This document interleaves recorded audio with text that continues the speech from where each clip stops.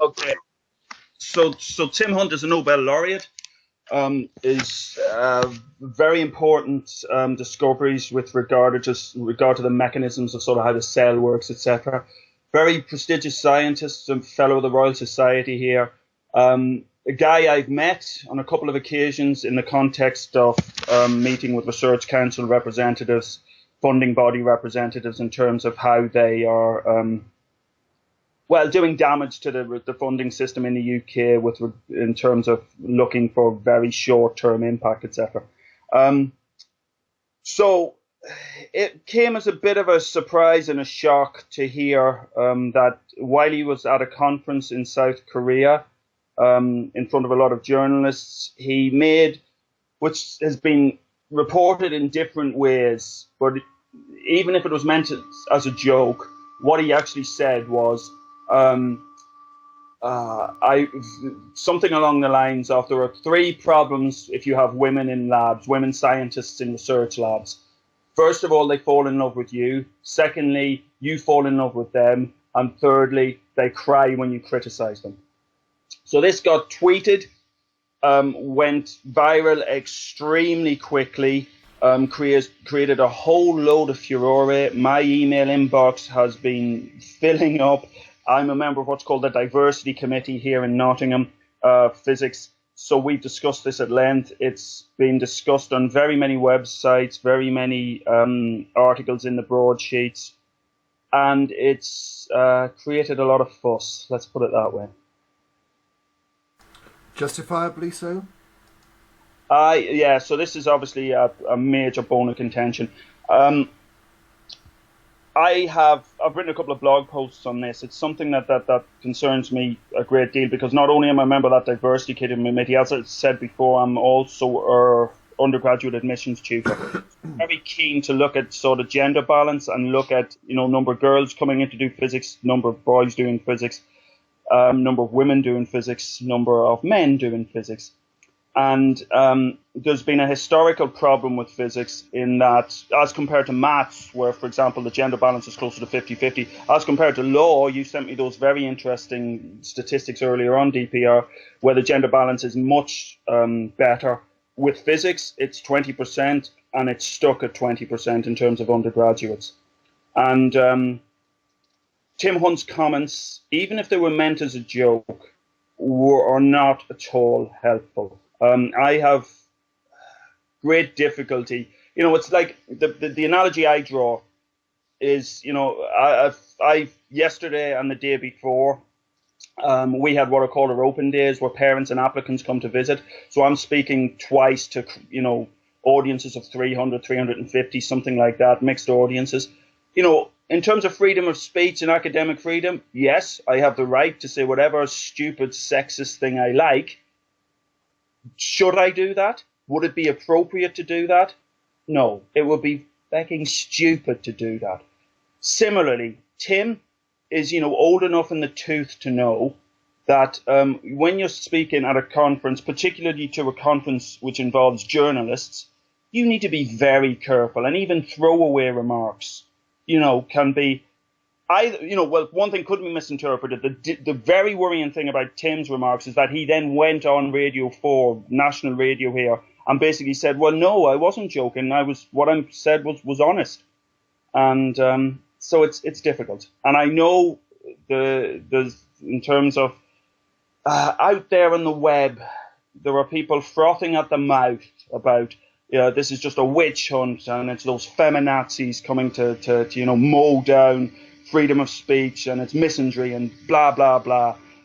An awful lot of that is overblown hyperbole. Anyway, that's my point. My view on this, I suspect it might be a little bit contentious. Particularly because I will shut up after this last point. We could, for example, talk about others like Thunderfoot. And last year I was on a MSS show with Thunderfoot. Thunderfoot has not done us any good in this arena either. Let's see what happens to the common thread now. Yeah, it'll be interesting. And if I judge my assessment of Hogtie's body language, I think that he's desperate to jump in. Yeah, Phil, could I invite you to mute yourself on Skype? Oh, yes. Thank you. Hog tie. I had a couple of mundane and cordial points to make, but then the Thunderfoot comments always seem to really bring a lot of energy to a discussion, sometimes for good or bad. I don't know. When I had first heard these comments, and to me it sort of came across as a joke that wasn't really funny. I mean, you give, especially the older folks, you give them a lot of latitude, in science. You give them. No, not the older folks. Sorry, continue. Well, there's a deference and respect, right? You do try to say, well, and the thing is, what if it's his honest opinion, right? Now, I'm not defending him. That's the other thing, is as soon as you try to defend him, then all of a sudden, boom, it's like people are on your case about that. I'm saying that when I first heard the story, I thought, well, there's got to be more to this than meets the eye. This is a knee-jerk reaction, obviously, because sometimes you'll say something contentious to sort of stir the pot or to bring an issue into the spotlight, right? Maybe this is something that needs to be discussed in academics, and that's not even a maybe, right? I mean, this is, as far as I've known, they've been talking about it since the 80s about women's place in there and whatnot. I think the doubling down was really the thing that hurt the most, was when given an opportunity to say, like, what did you mean by this? He should have said, it was a joke. You know what? Like, academics is fun. There's a certain frivolity. There's a certain we don't muzzle ourselves in academics, of course, is not true. There is a big muzzle, important. But you do want to say, well, we have freedom of speech. We say things sometimes just to sort of kick things around. And I was trying to just say something, and it was a joke that fizzled, and I really regret doing it. He could have been, if he would have done 10% of what Matt Taylor did. Do you remember Matt Taylor's reaction to the shirt thing? Right? Entirely. Yeah. Now, I'm not saying that sorry, I forgot his name now. Hunt, sir. He's apparently knighted or something. He didn't have to cry. Yes. I'm not saying he had to hold a press conference and cry. That's not necessary. But yeah, he could have said, well, what I said had my foot in my mouth, but it gave us all something to talk about, didn't it? And then zip it and get away from the microphone. I can see aspects of what you're talking about, Hogtie, definitely, and I could agree with that, particularly with regard to Matt Taylor. Matt Taylor did it the right way. So I'm a metal guy. I'm sort of very familiar and au fait with Matt Taylor's community and sartorial sense, let's put it that way. But again, it's context. Would I wear that? I'm underneath this, I've got a Rush t-shirt on. Other times I'll be wearing a Slayer t-shirt. Would I put that on if I'm going to stand up in front of 350 students on an open day or whatever? And parents as well. It's a question of context. So your point about Matt Taylor is extremely important, and I agree entirely. The thing about age, I just cannot let that go in terms of a get out of jail free card. So one of the fiercest critics of Hunt has been a guy called David Calhoun, who's an emeritus professor actually at UCL, which is where Hunt had his honorary professorship. And he's been extremely critical of Hunt, and he's 78. So, well, then that's his place. I don't understand why that's such an energizing issue for you. As soon as I started to say that about, well, we let the older guys beak off a little bit more. That is the case, is it not? I don't understand why is that so energizing for you? Why should we? That's like saying, I've heard that for quite some time. It's, somebody's, a little bit more racist than we'd expect, but that's their age.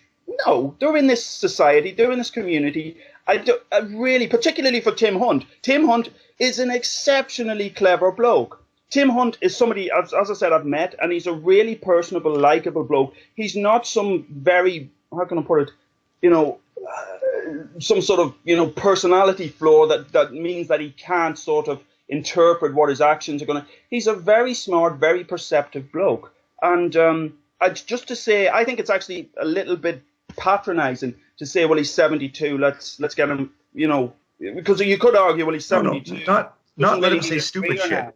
No, and I'm not saying let him say stupid shit. I'm saying, okay, this is the difference. Your comparison to racism, while it's somewhat on point, I think that it suffers in one area, and that is that professors of medical sciences or physics or whatever field aren't there to talk about race differences, aren't there to talk about how they, this country is being taken over by immigrants. Like, that's totally off topic, right? You're muzzled for that. Professors are not free, never have been free to dispense any sort of social commentary they feel like.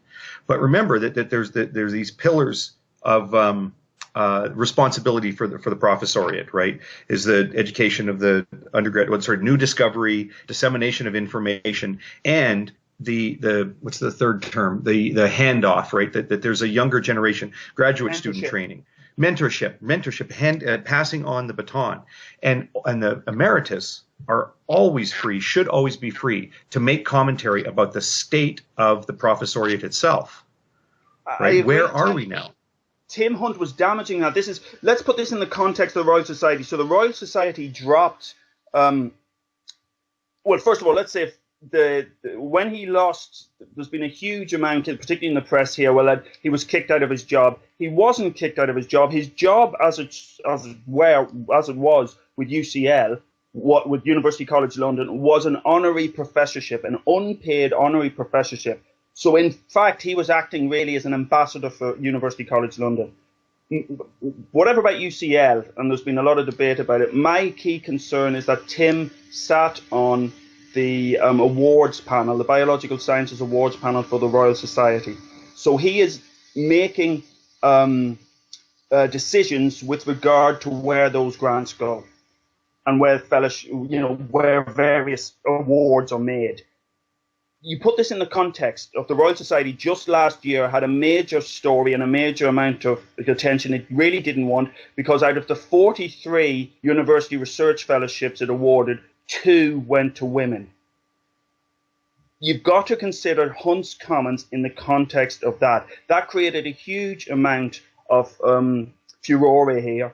And now Tim decides that he's going to, stand up and say, well, really, do we need women in labs? Do they do as well as men? Should we segregate labs? It's in that context. Oh, good. I've just seen your comment, DPR. Yeah.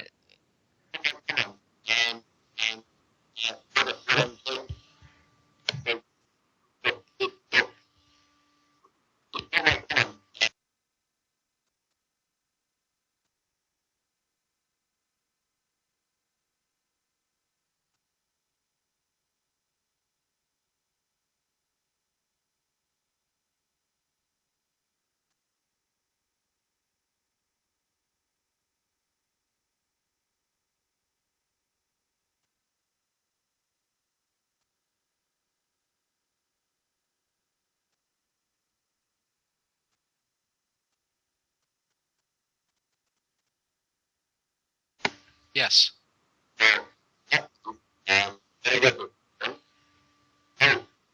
I'm sorry, I've muted myself. I'm being messaged that Thunderfoot wants to join us. It will mess up the video stream, and I'll have to rejig that. But that's not a problem. If Thunderfoot wants to join us, that's very easy for me to do. I will add him. In the meantime, I had a couple of thoughts on this, if I may. Yeah, please do. Just give me a couple of seconds. You go ahead. Okay. Well, first of all, I'm a little confused about the specifics here, because when I've been reading about the story, I'm getting conflicting reports. For instance, on Richard Dawkins's website, Richard Dawkins has come out in defense of Tim Hunt. He's one of the people who's been saying that there's effectively a witch hunt against Sir Tim. And apparently, I mean, according to his sources, the quotes about what Sir Tim said are inaccurate. The official quote says, "It's strange that such a chauvinist monster like me has been asked to speak to women scientists. Let me tell you about my trouble with girls." So he's being sort of self-effacing. He's sort of making a joke at his own expense there. 3 things happen when they're in the lab. You fall in love with them, they fall in love with you, and when you criticize them, they cry. Perhaps we should make separate labs for boys and girls. That seems like a obviously rhetorical, humorous question. I agree that it's in poor taste, and inappropriate given the venue, but then he goes on to say, apparently, "Now, seriously, I'm impressed by the economic development of Korea, and women scientists played, without doubt, an important role in it. Science needs women, and you should do science despite all the obstacles and despite monsters like me."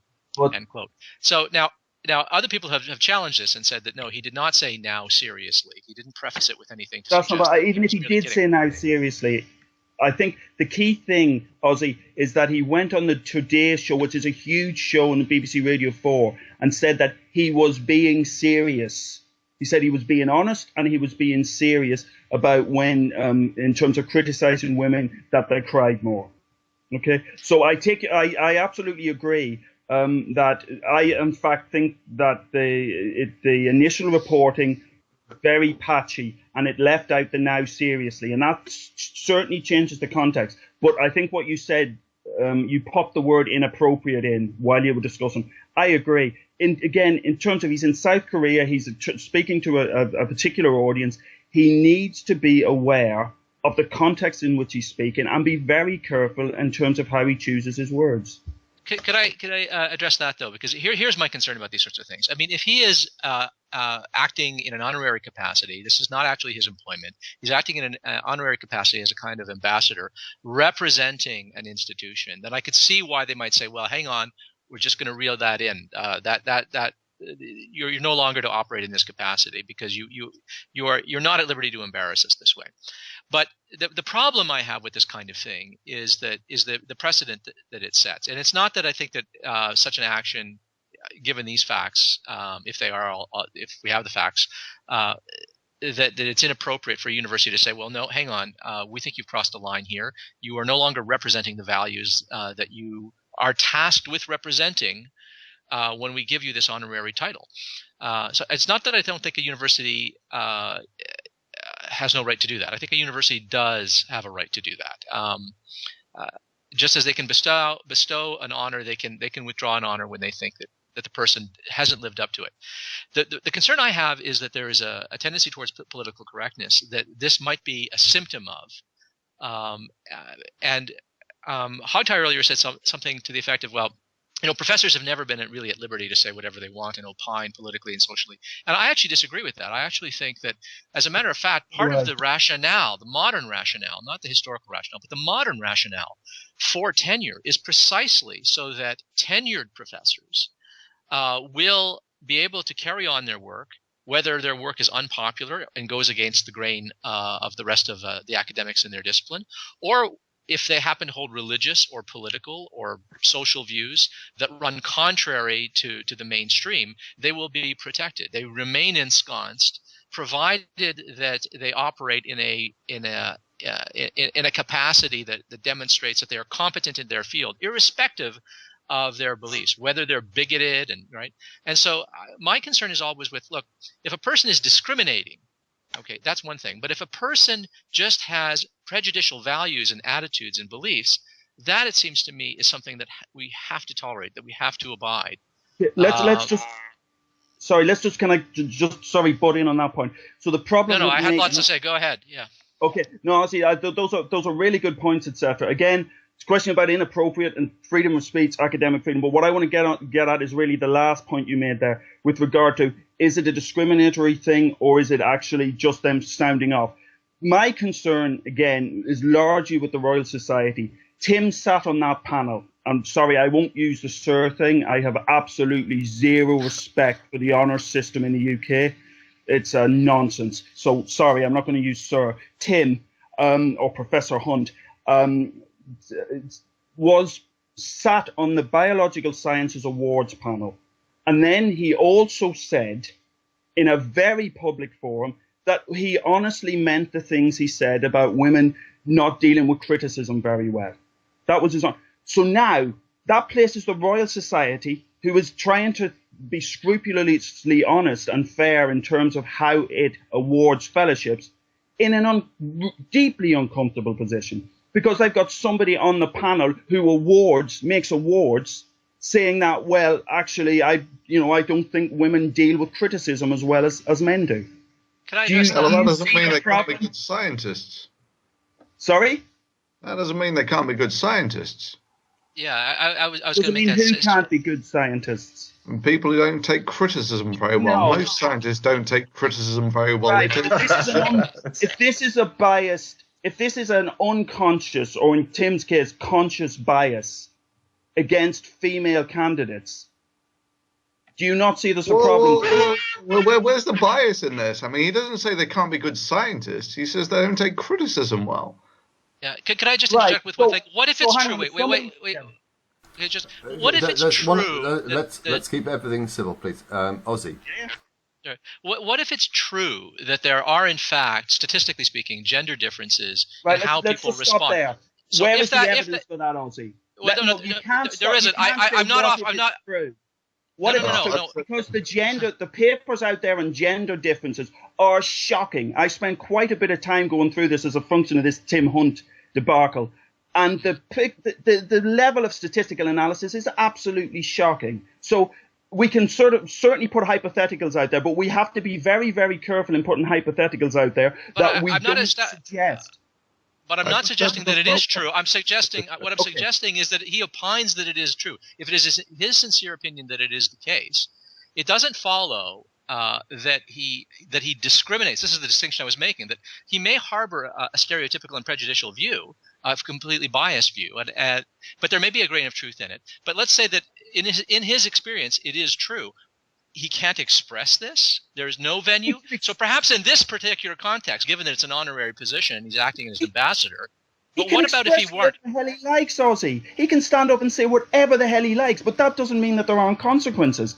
The Royal Society has got him on a panel, and they've got to think about the perception, right? Outside, female scientists are going to apply for those particular roles, and they've got somebody who stood up. It might have been a silly joke. It could have been a silly joke. Aspects of it clearly were when you look at the full transcript. But he should have been more careful. It's exactly as I said. I have entirely the right at an open day, as I could have done yesterday, to say something incredibly sexist or incredibly racist. I have the right to do that. It would be entirely inappropriate and entirely stupid to do that. Even the people who've worked in his lab, and there's a good article written by one of the researchers that worked with Tim. It was in Nature last week, and she even says that the comments were, and she defends him and says that the comments were inappropriate and indefensible. Can I ask a hypothetical? Can I ask a hypothetical question? Just one hypothetical question, then I'll yield the floor. Yeah, you go, Ozzy, and then we'll come back to you, Thunderfoot. Okay, just hypothetically then, just to make sure I understand your position, Professor Moriarty. I agree that in this case, given his the capacity in which he's operating, I think the university can just exercise its discretion and say, no, inappropriate, you lose this title, too bad. And whether he apologized for it or not, or whether he doubled down on his mistake, right? I think it was poor judgment to joke in this way, even if it was a joke. But what if it was not this kind of honorary title and acting in an ambassadorial capacity? What if he were a tenured professor and he said this? What would you hold the same position then, or would you say, well, no, actually, in this instance, we just have to suck it up and so if he's a tenured professor, he's very likely, almost certainly, going to be involved in interviewing and appointing new members of staff. Now, if he has declared that he thinks that women are just really not cut out for working in a mixed lab, which is effectively what he said, and aren't cut out as well to deal with criticism, and I take Thunderfoot's point, that doesn't necessarily mean that they are less capable of doing science, but it certainly is telling you something about his thoughts about how well they will integrate in a lab, and often how people integrate in a lab is just as important, equally important. You work in labs, Thunderfoot, you're a postdoc. You know that those personal relationships in a lab are exceptionally important in terms of how the science goes. So you can't just detach the sociological aspects from the science and say, well, we're just going to do pure science and the sociological things go here. The key thing is, if he's tenured and he's on a panel interviewing women and also making appointments, do you not see a problem that if he has those type of prejudiced, stereotypical views, that's an issue? Thunderfoot. Thunderfoot, that was directed at Ozzy, but Thunderfoot, please go. Yeah, and if I may, just before you do go, Thunderfoot, I think this is going to be a lively conversation, and people who want to make comments or ask questions can do so either by posting them in the Vaughan Live stream, or you can also send tweets tweets to the DPR Jones. I have got the page open, so anyone that wants to do it by that method can do so. And as I say, I will ask the questions that are posed through that. Thunderfoot. And I do have a question, and I do welcome Thunderfoot to go first. But once I heard he was coming on, I literally got popcorn. Okay, that's cool. So Phil, do women cry more? Sorry, say that again, Thunder. Do women cry more in labs? In my experience, no. In my experience, absolutely not. So I've been supervising PhD students, postdocs for 18 years now. I started as a lecturer in '97. Even before that, I was obviously worked in labs. No, definitely not in my experience. But if that's Tim's experience, so. But that's why I said we have to talk. We talking about hypotheticals, as Ozzy was doing. Say if it is like this, the problem is that gets extended to well, it is actually like this rather too quickly, particularly via Twitter and particularly via sort of the blogosphere, the BuzzFeedosphere, etc. Right. So in my experience, how many years have you been working in universities? Sorry. How many years have you been working in universities? Can you say that again? Sorry. How many years have you been working in universities? So I started in I've been in Nottingham for 21 years. Before that, I did a PhD in Dublin City University. So 1990 was when I started my PhD. 94, I started my postdoctoral career. 97, I started lecturing. I just asked my wife here, who is a biologist who worked in a lab, has she ever seen, or do women cry more? I actually asked it open-ended, do women cry more than men? And she says, I've never seen a woman cry in a lab. So, we're going to do this by poll of the panel, because I was keeping my mouth shut on this. When I was a graduate student, I had younger students, older students, and female professors cry.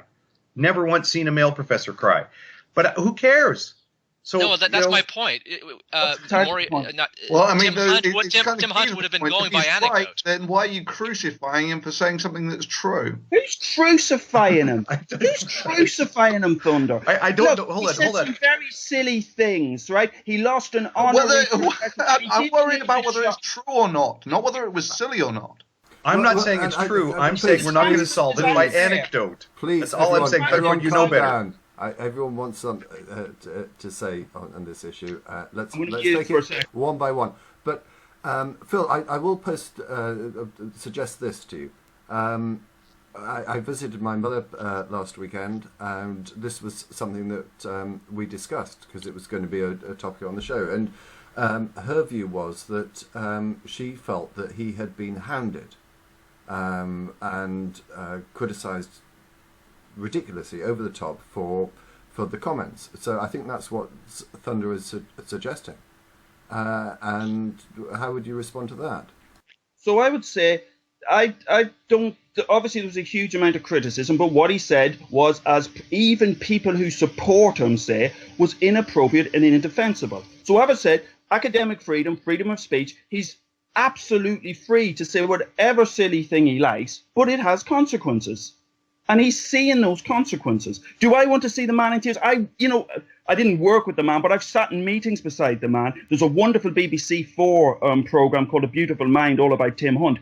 He's an inspiring, likable, personable guy. Do you want to see anybody reduced to tears like he and his wife? Of course not. Absolutely, of course not. But on the other hand, when you say things, there are consequences.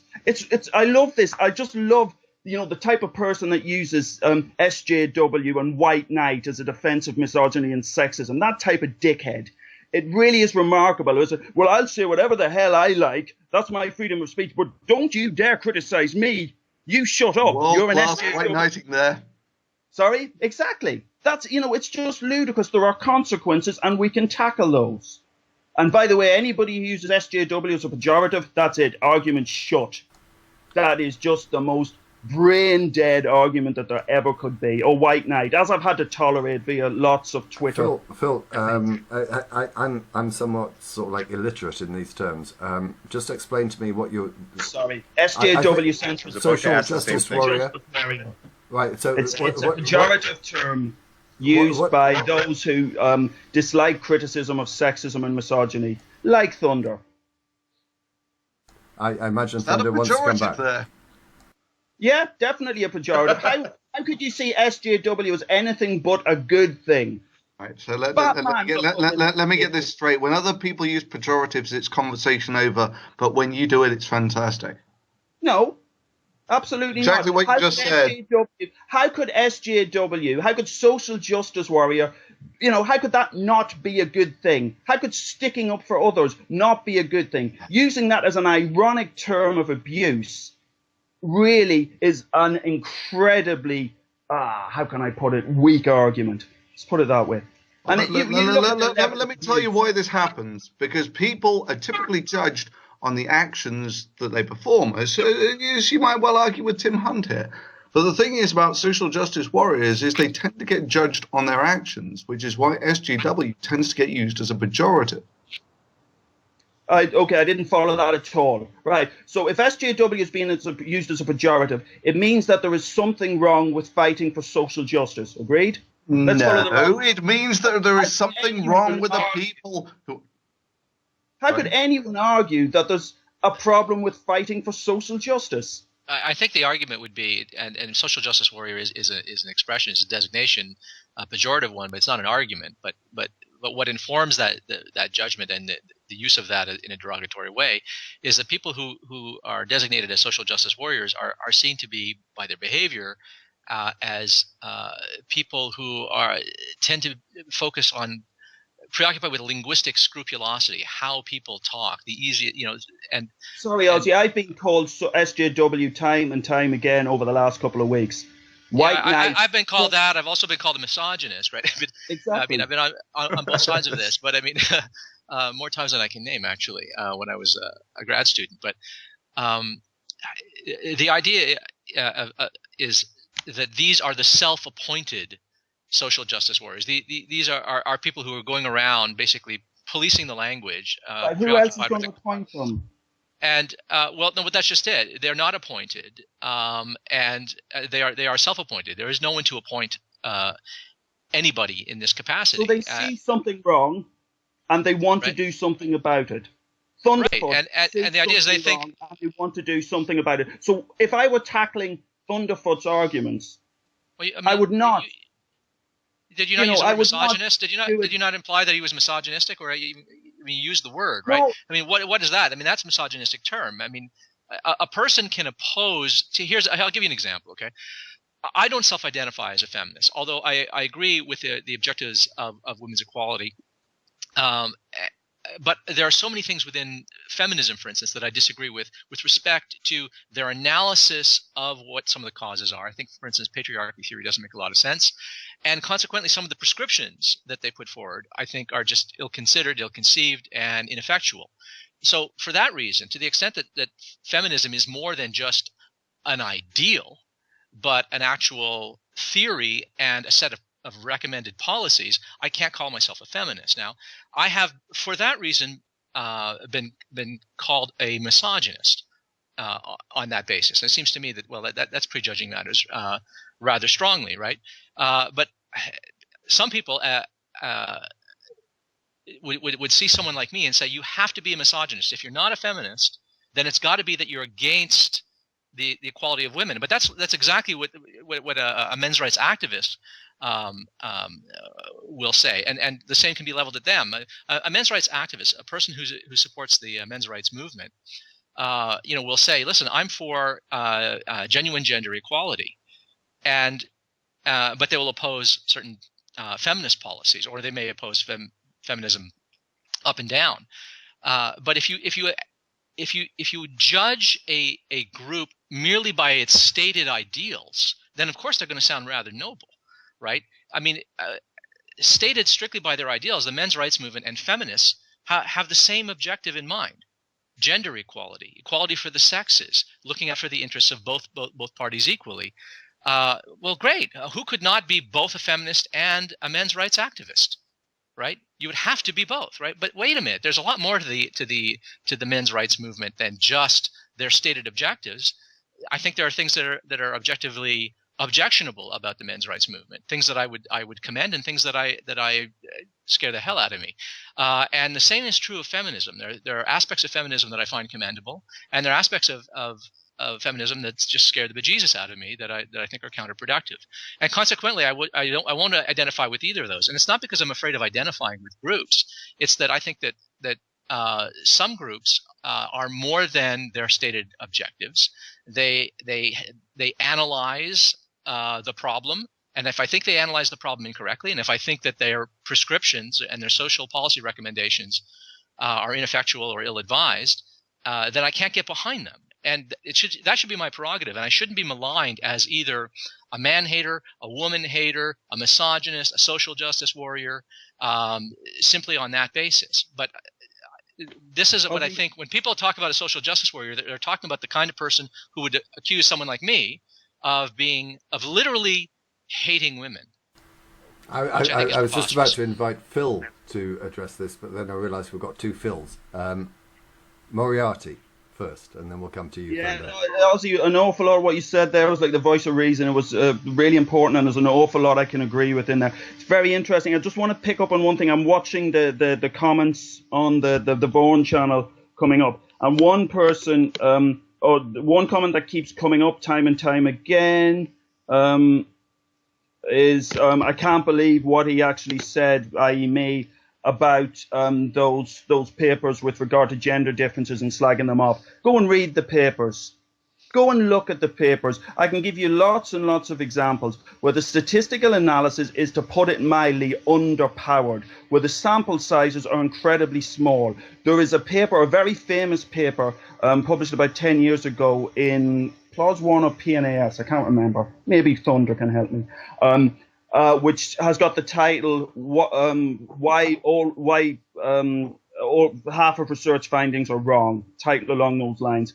And it's to do with very poor statistical analysis. It's to do with making overstated claims on the basis of feck all evidence.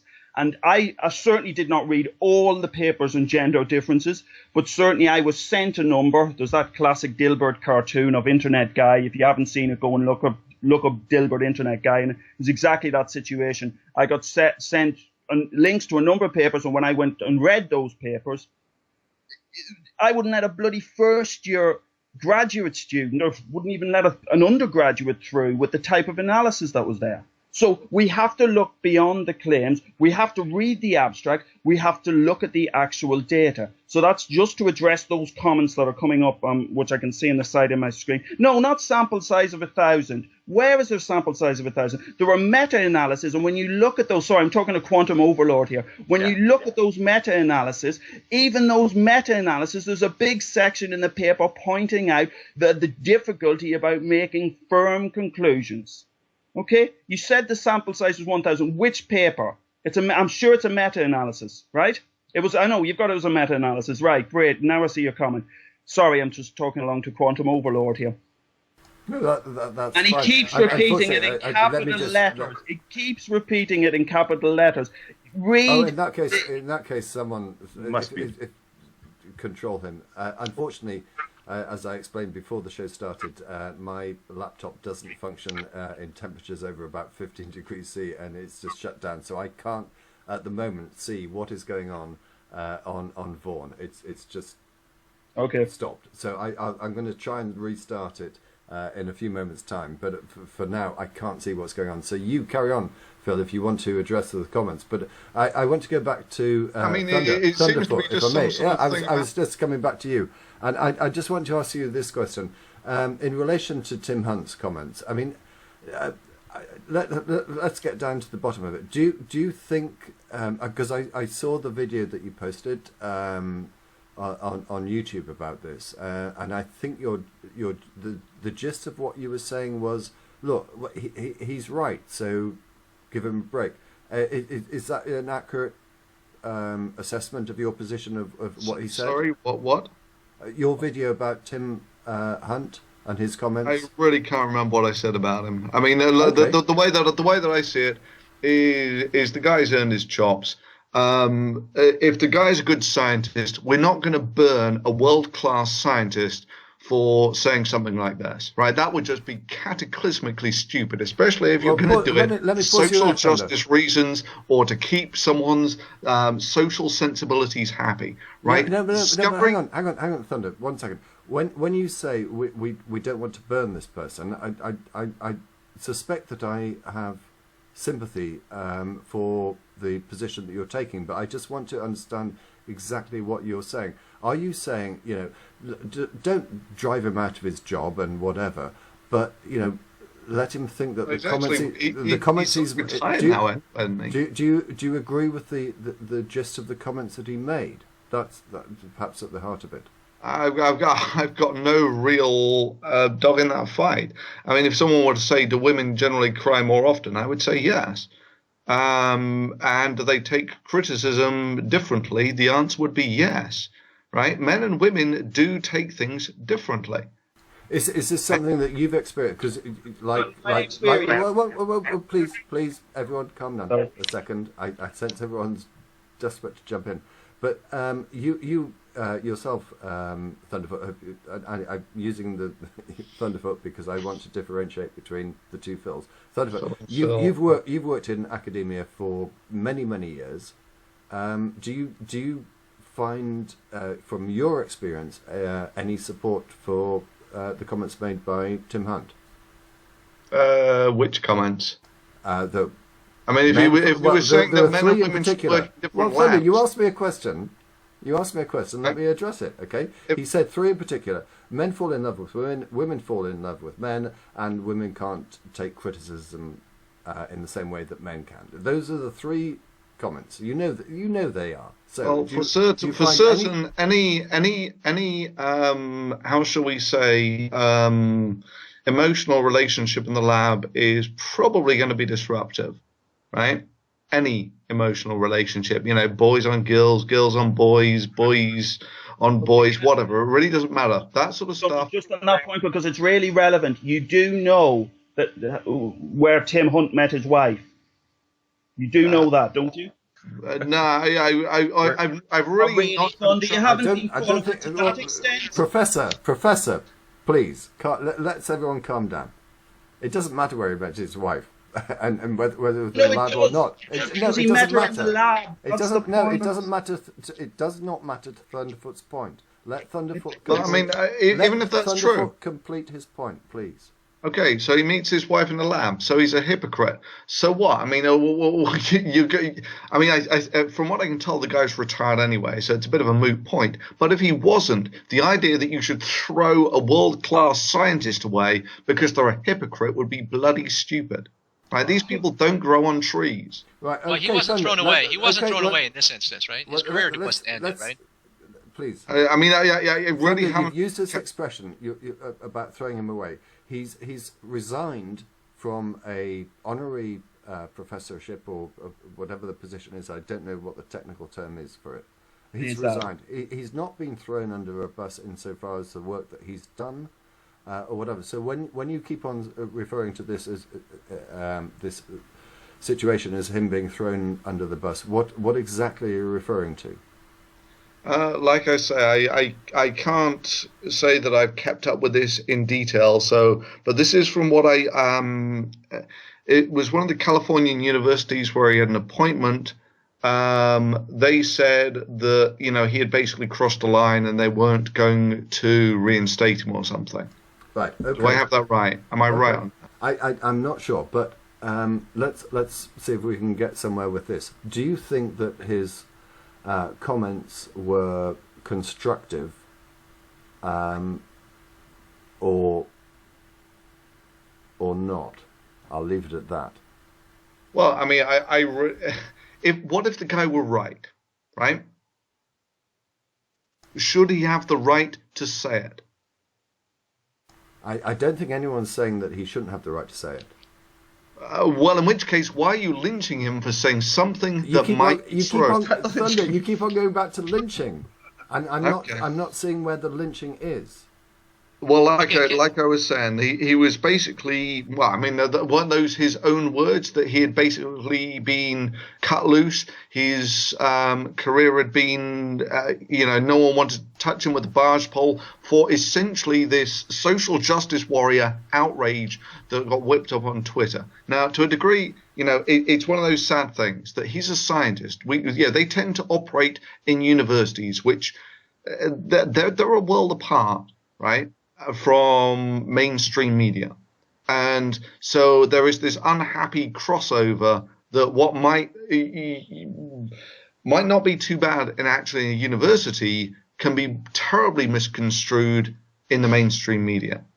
Sorry, can I just get... Universities are a world away from me. What? Do you have a press office? Do you have a marketing and communications? Where are you working at the moment, Thunder? I can guarantee they will have a press office that will be working really hard. I guarantee they'll have a marketing and communications. They'll have Twitter feeds and blogs and everything coming. Come on. Ready? Yes. Think that universities, what do they market? They sell, they educate people, yeah? That's what they can sell. I mean, other than that, the idea that these people are going around, most people would even struggle to know what Tim Hunt ever did. I mean, the guy only really ever made it onto the radar because he had a Nobel Prize, yes? I mean, there are lots of scientists out there like Tim Hunt, and no one's ever heard of them. So there's a huge campaign. Where are you working at the moment, Thunder? You're in. What is your name anyway? It's Phil, isn't it? So let's call you Phil. I'll go by Philip, but let's call you Phil. So where are you working at the moment? Germany? It's Heidelberg, is it? Well, let's not. Yeah, Let's. No. Well, this is one other thing I don't really quite like is the whole sort of anonymity idea. But if Thunder's going to stand by his comments, let's. Professor, whether you like it or not, I'm not going to be party to disseminating information about people on the show. Right. Anybody out there? If he wants to answer the question, that's fine. Okay, Thunder, do you want to answer the question? I'm just interested to know which university you're at that does not have an exceptionally well-developed marketing and communications department. Marketing what? Do you pop out of the lab occasionally? Yeah, universities do. I mean, they might outreach. try and develop a reputation for students, but the idea that Christ, most research labs, the idea of actually trying to promote yourself as a research lab, you publish the scientific papers. That essentially becomes your PR. No, but universities, the rector of any university, is going to be concerned with raising money for universities, right? For the university, that's what they do. That's what the people, these most highly placed people, deans and rectors of universities, directors, that's what they do. They try to establish a certain reputation in the community and within academia. They try to position their university as prestigious, elite, the place to be for this, that, or the other thing. Right, but and universities employ very different strategies to do this too. They cater to different markets, literally. Yeah, you can either teach students or you can discover the unknown. But Thunder, just when you see an article on BBC or CNN website or BuzzFeed, where do you think the origin of that information has been?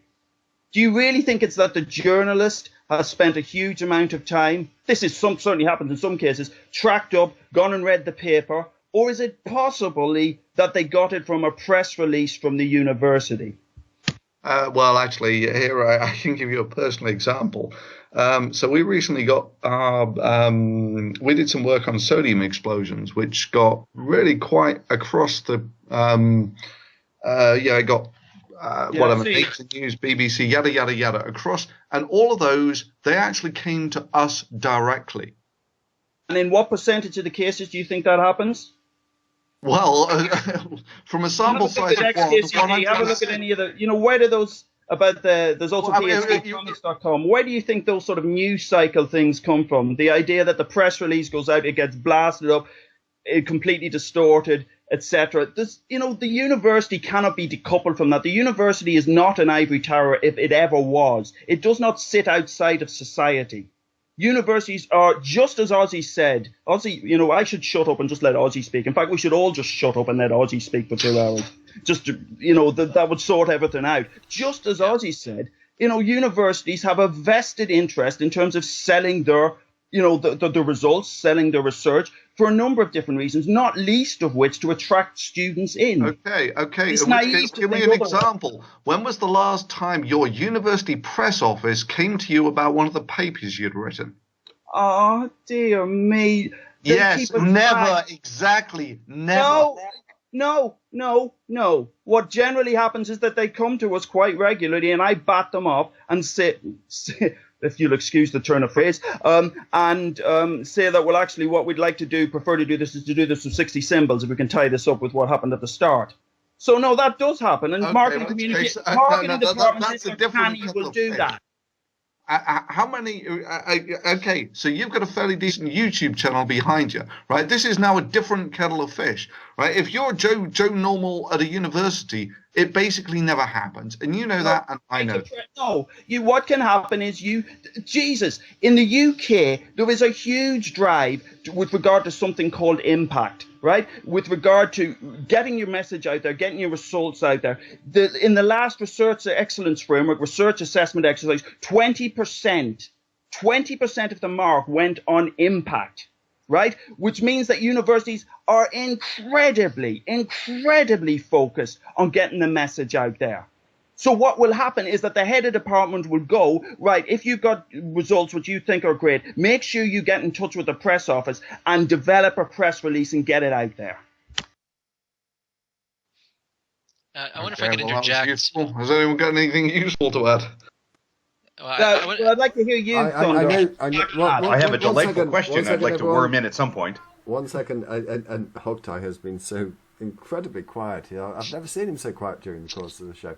I think it's a very interesting discussion. I'm not entirely sure that I've really identified the points of issue between the two Phils, to put it that way. But Ozzy, I know you want to comment, but given the fact that Hogtie has been so quiet for so long, I'm going to go to Hogtie first. Yeah, I'm going to give my answer before my question then, because I haven't had a chance to throw it out there. This whole idea about, well, are we going to crucify this guy or hang him or throw him under the bus or whatever, draw and quarter him, whatever other visual. I'm straight. Like the thing is, what you do, the whole freedom of speech thing is, you let the guy, he said the crazy shit he said, and then the Royal Society says, look, we don't like what this guy said in this regard. We have greatest respect for what he's done. That's not cool. And people speak out against it. And then you're done. You move on. Right? That's what I said when I said, these guys, especially the emeritus professors, you let them, they say their crazy stuff. You don't have to agree with them. But what has to happen is when they say something that other people don't agree with, they have to button their lip and listen to other people criticize what they're going to say. That was my only point about this. Now, this gender issue we're getting wrapped up in. Then we get into this discussion about, whether or not women cry more. And then we didn't really talk about, does it matter if they cry more? Does it make them worse scientists or different people or whatever? Right. But here's my question. So let's say it wasn't, this is not directed to any one person. I'm happy to have this circle around the horn. Let's say it wasn't that he had this concern about what happens when you have a mixed lab, that is Group A, Group B, men, women. What if the point that he made is the point that's been made in every military force in the Western Hemisphere? Once you start having the straight people and the gay people working together, you got this problem and that problem and that problem. And really, we're better off just not having the gay people in the military. So what if it was something like that? What if he'd said, gay people might make good scientists or work well in the lab or something, but they really shouldn't be in the same labs as us. And you know how they react. They get all emotional and stuff, right? What if he'd have said something like that? Or what if it had been about black people? Or can we pull this for the moment, just so I can understand what is going on here, away from this rancorous discussion we've been having for 3 years about feminists and the super feminists and the men's rights groups, and now that we're learning SJW and social justice field marshal or whatever the whole thing is going on here. Can we pull it away from this ongoing discussion about the gender issues and the patriarchy and all this stuff? What if he said this about gay people? or blacks or Jews? Where are we then? Well, I think the reaction would be the same. Look, I've forgotten his name now. The guy did the Human Genome Project. Human Genome. Francis. Oh, Francis Crick? No, not Francis Crick. That's DNA. Yeah, Collins. no. Collins. Francis There we go. Collins, thank you. Right. Yeah, creationist. Should we now get rid of this guy because he's got stupid ideas on religion? But Thunder. I'm on the fence with that I want one, to go back to. I want to go back to this issue when you say, should we get rid of this guy? I don't know what you mean by that. Because what I mean is, just because a guy is wrong on what a guy can be wrong, you know. Yes. A guy can even hold passionate beliefs and still be wrong. Yes. He can still also be an excellent biochemist. Yes. Universities hire people for being excellent biochemists. Right. I totally agree with you. Okay, can I interject here? I think what's going on here is this issue is being complicated because we're dealing with a particular case, a particular individual who was not fired, who wasn't dismissed, who didn't lose tenure, who hasn't lost his livelihood, whose academic career has not been ended, but rather someone towards the end of his career who didn't lose a job at all, who lost an honorary position, which a university could withdraw on a whim for no reason whatsoever. They could just say, we're done. You're no longer, right? Because we only bestow so many and we want to bestow it on somebody else. I mean, they can do it absolutely capriciously. They don't have to even have a reason, okay? But of course, the reasoning could be bad. That's not to say that because they don't need a reason that therefore their reason can't be bad. But the point is that this issue is being complicated here because, in fact, it's hard to see how this guy is being particularly victimized in any material sense. Okay, he might be maligned unfairly if what he did was make a joke and then rather stupidly double down on it to try to save face, which I suspect from what I've been able to piece together is really what happened here. Just an error in judgment and then kind of trying in a face-saving move, making another even worse error in judgment that compounds the insult. But the concern that I think Thunderfoot has is, wait a minute, we know, I mean, at least from the 80s onward, there have just been case after case of people who really did lose, well, either didn't get tenure, lost tenure, were summarily dismissed from their posts, had their academic careers shattered because of a kind of political correctness. I mean, there are books out there like Roger Kimball's Tenured Radicals, or philosopher Thomas Short has a number of essays on this subject, but I can't think of a title right now. And John Fichetti in Canada wrote a book called Moral Panic that just lists throughout the 80s and 90s case after case of what he calls moral panic, where people are just incensed because someone has expressed an opinion that is sexist or racist or homophobic or some other ism, some other that they hold some kind of pernicious ideas or are perceived as having some pernicious idea, even if they have not acted or in any way that anyone can point to as discriminatory. So the concern is that this can be a career-destroying thing. So perhaps in this particular instance, this man's career has not been materially affected. He's perhaps been, red-faced and made to feel ashamed, which is perhaps unfortunate if it really was just a stupid throwaway remark.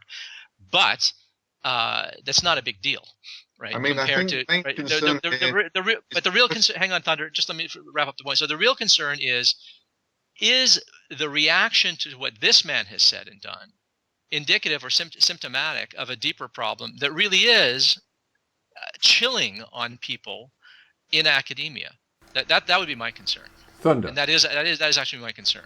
Thunder. So that more or less echoes my point, is that there are chilling effects that come from this reaction to someone saying something controversial. And I mean, to take this off maybe in a slightly different direction, maybe something more to the point, maybe between me and Phil.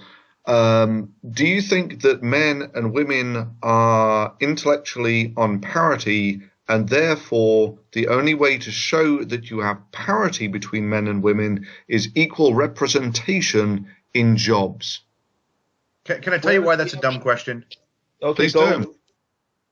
Because how are you going to make this assessment? I mean, is it your view, or you're pitching that there's just this like uniform, like all these men and women are all the same? Well, of course not. Some men are smarter than some other men. Some women are smarter than some other women, right? Okay, so suppose okay, bell curves. Here's a bell curve for women. Here's a bell curve for men, and they're that far apart. Let's play this game that hypothetically there is some some delta sigma in between those two means, right? And well, who cares, right? The point is you're taking these people. It's not about separating men from women. It's taking the smart people, right? It's about or not smart people and other factors. It's about the ones that are best suited for the job. But this whole idea of parity, are you just sorry to interrupt you? Did you say it's about the best suited for the job? Yes, I would. I know. I live in this crazy idealized notion that we select based on the attributes that make good scientists. That was categorized by the University College. Is California? There we go. The office of the president of UCLA thinks that what you just did is a microaggression. I don't know what that means. I don't read the right papers to know what phrases like that mean. I'm a meritist, as somebody points out in the just so the people comments. understand. I think that you made a video within the last couple of weeks referring to this. There we go. Yes, I found it. I've got it here. Well, I believe the most qualified person should get the job is a microaggression that means that people of color are given extra unfair benefits because of their race, or that the playing field is so uneven if women cannot make it. The problem is with them, and that people of color are lazy and incompetent and need to work harder.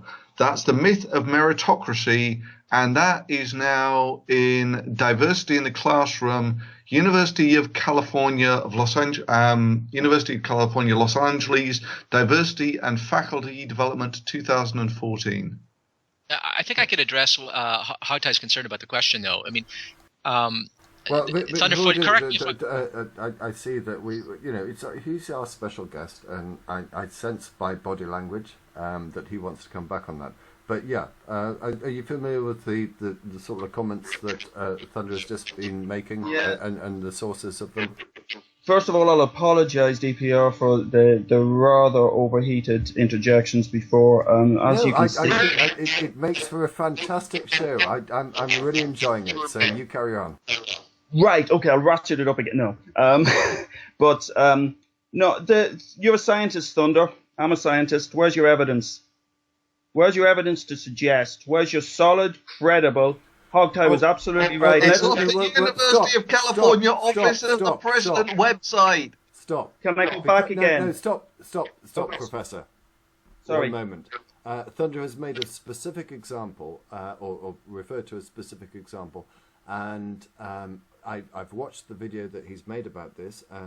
Although I've not checked the sources, I believe that they are going to be reliable.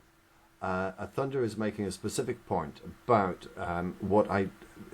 to put it in a short form, is positive discrimination, that you should make some sort of positive discrimination. Is that an accurate reflection, Thunder? No, I mean, all I was saying is, I think it was Hogtie said that the most qualified person should get the job. Yes, and social justice warriors and such like, who have now actually infiltrated things like universities, and now classify that as a microaggression against minorities, saying that the most qualified person should get the job is a microaggression against minorities. Yeah. I can dial it down to a nanoaggression. I'm not entirely sure what that means, but it seems to me, and I'm sorry if I sort of like summarised it badly, but it seemed to be sort of like positive discrimination, and that was the issue that you had. If people have not seen the video, obviously I'll include a link to it when it's posted on YouTube, but perhaps I'm interrupting unnecessarily. Other people want to talk. Go on. Okay. I was just trying to make the point, and maybe I'm going to dial it down to a picoaggression. I don't know, but I'm just trying to make the point. It doesn't matter if if you had whatever scale, just that's some generalized factor of acceptability-ness for being a good scientist, and then you made the bell curves, you plotted out a whole bunch of different people, right? There's no way that the mean for women and the mean for men is exactly equal. This is a classical statistical problem, parametric estimation, right? The question is, are they different significantly that we need to concern ourselves with such things? I'm trying as best I can to be fair to everyone that wants to talk, and I don't think that was Thunder's point. I think, and I'm waiting for a clarification from Thunder, I think that his comments were that it was outrageous that there should be positive discrimination, in particular in relation to the example that he was actually no, DPR, that wasn't the point. I'm wrong. Let's go to the professor. The point was that now, saying things like the most qualified person should get the job is qualified as a microaggression and discriminatory against minorities, and this is just bullshit. Right? Okay, I've misunderstood the raison d'etre of universities should be the most qualified person gets the job. I've clearly misunderstood the point then, but the professor wants to speak.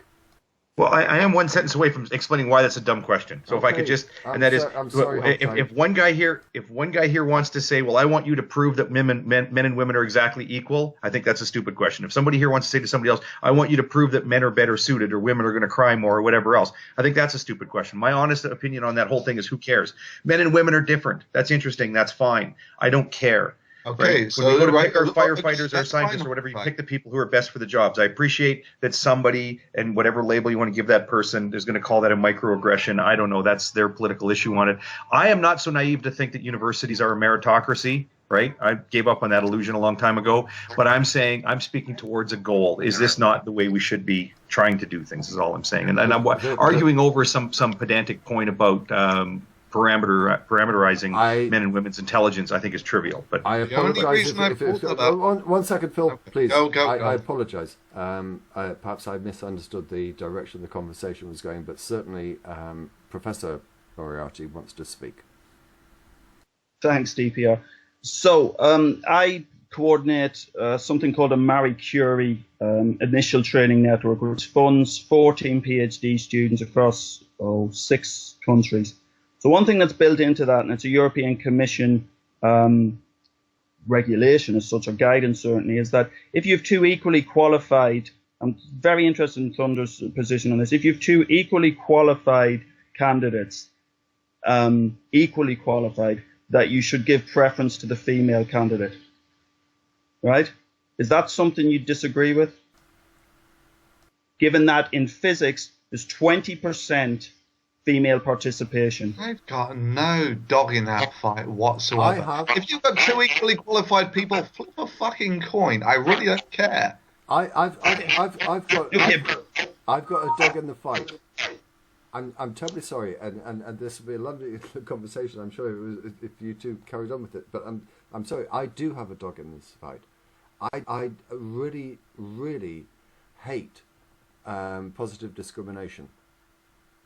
And to say that you've got 2 equally qualified people, and therefore you ought to take the woman. Right. Okay, DP. I struggle with that. Okay, I think we all. Phil, I've got an even better one. You have 2 equally qualified people, and one of them is gay. Who do you give the job to? Yeah, and Thunder and I will agree and disagree on various things, but I think Thunder has got a point here. I hate positive discrimination. Okay, let me give you one example on that. Let's say we're in an environment, a university environment, where, let's say, the total population is 50% black and minority ethnic, okay? And yet 5% make up those, 5% of the university working population make up those positions. Do you see an issue? Do you think that in that case there might possibly be some reason for positive discrimination? This goes to Thunderfoot's point. One second, Ozzy, if I may. I am trying to be quieter than I have been in the past, but this is something that I think is an issue that I consider to be important. Let's take what we were talking about before the show started, Phil. Women joining into academia as physicists, okay? Those that are applying, those that see it the course through, those that end up being academic physicists or whatever. This is an issue that you identified. There are very few women that do it, and this starts from not getting even close to university, A-level students. Yeah. Right. How many? What is the percentage of? It's about 20% as well at A level. Interestingly, at GCSE, which comes before A level, it's about 50-50. But the sciences are mixed up there, so it's a bit difficult to pull the figures out. But it's about 50-50. Then it drops to 20%. And then, interestingly, in professorial roles, it's about 5 to 6% in physics. Across the board, in terms of VCs of universities, it's something like 15%. Now the question do you think that's evidence of sexism? Yeah, no, okay. But if if historically there has been discrimination, let's just say, I'm sorry, I'm going to have to speak in terms of a hypothetical, but let's say historically there has been discrimination. How do you counter that? How do you actually counter that? If your argument is that my point, before you get to and Thunder, I suspect I may be arguing your argument. I don't know, but this is one of the things that I was considering before we started this show, when you sort of like expressed those figures. Is it's not sexist to say that it appears that females do not get excited about the prospect of doing a physics course, and that is expressed by the number of people that apply, and you'll be able to verify this for me, Phil, Professor Phil. You'll be able to verify this for me, won't you? That your intake probably marries up fairly well with the applications. That is to say, you probably get male-female split of, as you said, about 80%, and yeah. that will be reflected in your intake. So if there is an issue, and I'm not sure there is even an issue there, it is that females don't seem to want to apply to do physics. Yeah, and so then we're back down to, is this a nature thing? Is it a nurture thing? Is it a social thing? Is it an educational thing? What we can say from your stats that you're able to provide is it happens before the age of 16. Yeah, that's a really important point. Yeah, it happens very early on, and it's a question of to what extent that is driven by stereotypes. That is, in some way, am I part of the problem? We thought about this in terms of 60 symbols as well, in terms of what we project. It's, old greying white blokes. In terms of that, the very interesting thing for me is that when it comes to maths, it's closer to 50-50, which is a very interesting thing because obviously maths is the language of physics, and engineering is even worse than physics. Biomedical sciences, which is Tim Hunt's area, much, much better in terms of... What are the figures? When I was at Nottingham, doing mechanical engineering in 1983, there were 66 people on the course, of which I think 6. That's about it. 10%. Yeah, that's about it. That is 10%. Yeah. Yeah. What are the figures in physics? In terms of overall figures, yeah. So we get about 180 on our single honours courses. So we're talking about off the order of 18 to 20. So it's pretty low, isn't it? Maybe I can give you a different perspective on this, right? Yeah, sure. People at university tend to be freaks, right? They tend to be sort of smart people who have gone down a certain niche. Just like... Sorry, hang on. Well, I mean, that's fair enough. Let's rewind. Almost, People at that's university are freaks. What? That's honest. Yeah. Let him go. That's honest. I mean, just like Olympic athletes tend to be freaks, right? It's the guy with the big feet wins the swimming. The guy with the long legs does the long distance running. The powerful people do the sprinting, right? They're God, Right? Thunder. Sorry, Zark won Thunder. What? Do you know what the participation in higher education in the UK is at the moment in terms of that particular age group?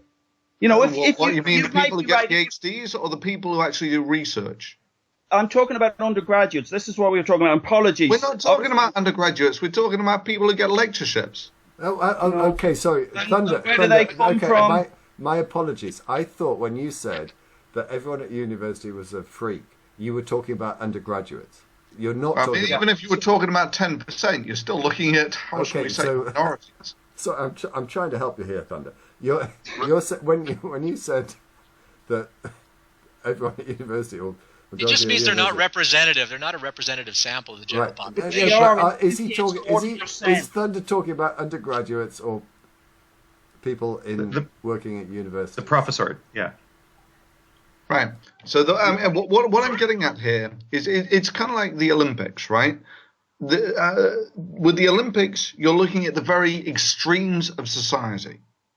Right, these are the physical extremes of society, and on the very physical extremes, you tend to see the dimorphism between men and women more, which is why when you take a look at, say, I don't know, the number of men who have run less than 10 seconds, there's, I don't know, only 100 of them, while there are no women who have done it, ever. Right? Now, that's not sexism, that's sexual dimorphism, but you tend to see it more at the extremes. And I think you'll find that just like the physical differences between men and women, that those actually manifest themselves in other aspects of the physiology as well. To make your point good, Thunder. Let's start with the basics. Do you disagree that there is sexual dimorphism between men and women? Let's stick to the point. No. Tell me, are women and men and women sexually Thunder, let's use your thing. I can't remember what your metaphor about dogs, whatever it was. Let's use that one. I don't really care about that. I couldn't care less. What I care about is the point in hand as to the claims that women are less capable of doing physics than men, which seems to be where you're going. No. He didn't say that. He didn't say that. Okay, explain to me where you're going, Thunder.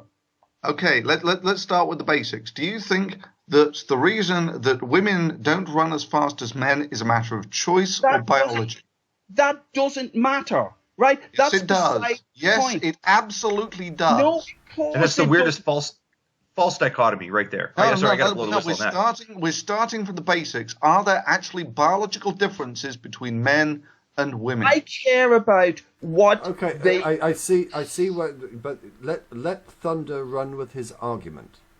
Does anyone contest here that the reason that we break up the Olympics by gender into males and females is because of sexual dimorphism? Yeah, fine. We've got that point. Next point. Right, everyone agrees with that. Yeah, right. So you don't believe that there is evidence that we are a sexually dimorphic species? Does anyone contest that we're a sexually dimorphic species? Yeah, we accept that. Next point. Right. So why do you think the sexual dimorphism stops with physique? Where is your evidence? No, you're a scientist. I can claim that my favorite example is that, let's drag religion in. I want to drag this back. 1 second. You need evidence. 1 second, please, everyone. Well, I mean, Thunder, that includes you. 1 second. I want to understand what you're saying, Thunder. Right, we've accepted all the points that you've made, that there are differences between the sexes in relation to various aspects. Are you going a step further and saying that there is a difference between the sexes so far as intelligence or their capacity to do physics is concerned? Yes or no? I would be stunned if it was identical. And seeing as it's very likely that it's not identical, then you are actually forced into this position where you're looking at it along the lines of the Olympics, which is a competition of freaks, which is going to be disproportionate at the extremes. I'm absolutely shocked. I am absolutely. One second, whether it's true or not, that remains to be seen. But it is the expectation. Okay, so you're accepting that you cannot prove it, but you think that it's likely. Well, I mean, how would you prove it? In order to prove there is actually discrimination, you would actually have to show what a level playing field looks like. If you're making such an extraordinary claim, then I would expect that you would have some form of evidence to justify your claim. Well, actually, no. Let's start with what the expectations are. You have provided none, and Bollocks. unless you do so.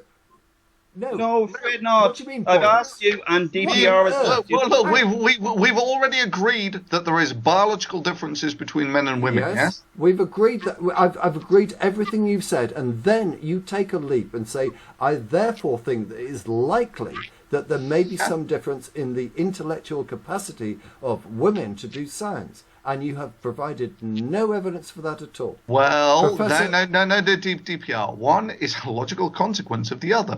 If you've decided that men and women are not biologically identical... No, you have not made that link. Right.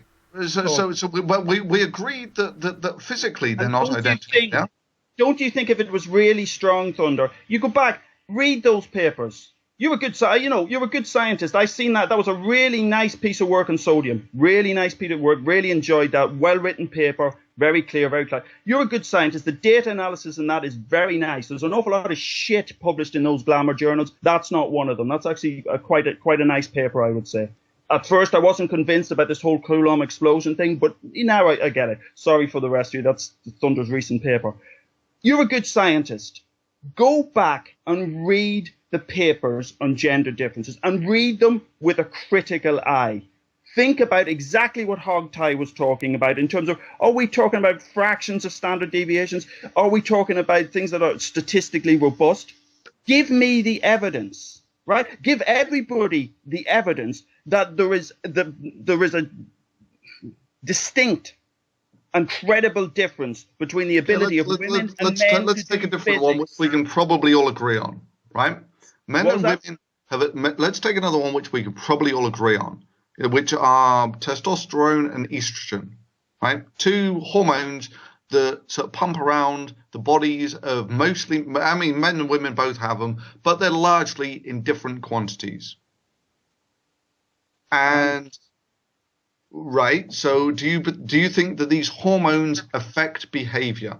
You've made it. It's exactly as DPR said. I don't want to go around in circles here, but you've made an incredible on the basis of no evidence, right? Yeah, but the thing is, what do you mean no evidence? There's one. Men and women are different, and you're saying that no, but you can't specify in which respect they're different. Different on the basis that they are different. I wonder if you could weigh in on this. They're different. Yes, the expectation. Yes. Yeah, the expectation that it would be that they would be different. If you take any subsample of humans, okay, and you arbitrarily, you just take 100,000 people, you divide them into two groups arbitrarily by flipping a coin, okay, we would not expect that the two groups would be equivalent in how well they do at math. We wouldn't expect they would have the equivalent in their memory capacities or any cognitive faculty or skill that you or inferential practice or that you want to name. Their chances that they're the same, identical, is minuscule, vanishingly small, right? Just statistically, that's not going to happen. However, because we have no basis for assigning one group over another being better at it, we would make no. I know. My definition of parity here. No. I'm just trying to make the point that we should not, when looking at groups, expect to find that any sample that you choose is going to be representative. And this, I thought, was the best part of your question, actually, Thunderfoot, when you asked Professor Moriarty, would you expect? Do you expect to find 50% men and women in a physics department or something? I can't remember the exact wording of the question, something to that effect.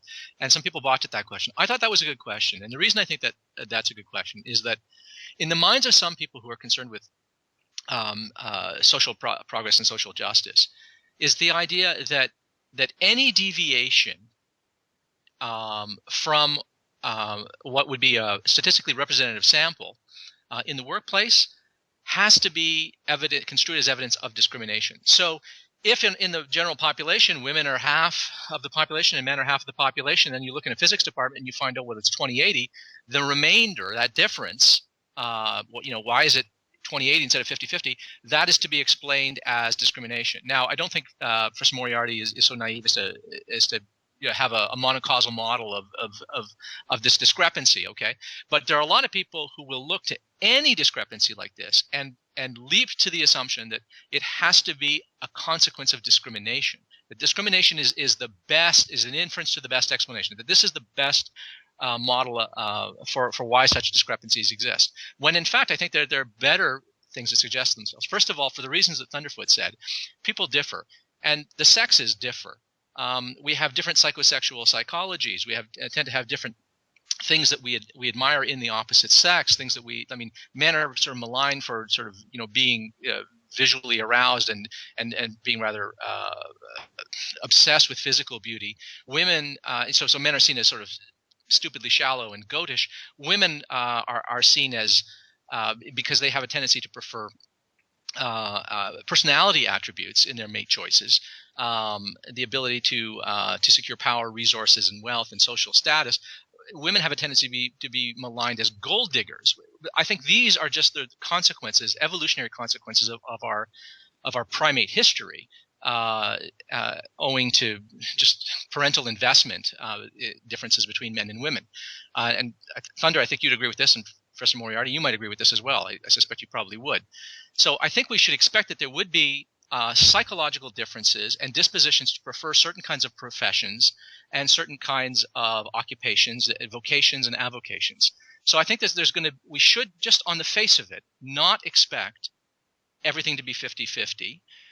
We should expect some self-selection just based along gender lines. Now, how that's going to play out, that has to be investigated. You can't just say, well, therefore, the discrepancy that we find, the 80-20, is just women just aren't as interested in concerns about physics, but they are more interested in concerns about math, right? Because there could be discrimination, or there could be other variables there. And how much of this is nature, how much of it is nurture, is something that has to be studied and examined. But just as we cannot say it's best explained by discrimination, nor can we just assume that the discrepancy has to be explained away as self-selection.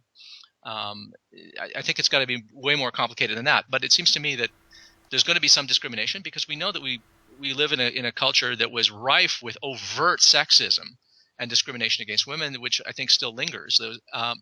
But by the same token, we have to acknowledge that there are these psychological differences between men and women, and we should expect differences in self-selection into certain professions. We should not expect representative sampling based on the population. That is unrealistic. Do you want to go next, Thunder, or otherwise I'll go to... I thought that was more or less what I was pushing at. Okay, let's go the expectation isn't parity. Yeah. No. Okay, let's go to Phil then. Sorry, Prof. Thanks, Ozzy. That really was a very clear exposition. No, I don't think anyone is suggesting, some people are certainly suggesting that we should go for parity. You quite clearly said that that's not quite my position, and it isn't. But 5 to 6% of professorial staff in physics in the UK are female. Now, that's a fairly long way away from 50%. Now, is that solely because only 5% are capable? Right, but now you're actually hitting towards the right point, right? I know, just let me finish this point. Or could it be, as you quite clearly said, that there's a combination of nature and nurture, and we've had very heavy discrimination over the decades? And could it actually be a result of that discrimination? The problem is nobody knows. Nobody knows what the actual figure should be. And I actually don't think, we can certainly do more study, but I actually don't think, you look at it from a physicist's perspective, it's an entirely non-linear, very many multi-parameter, almost chaotic system. I think pulling out the balance of nature versus nurture in these things and getting a proper control study, for example, is going to be, if not impossible, incredibly, incredibly problematic.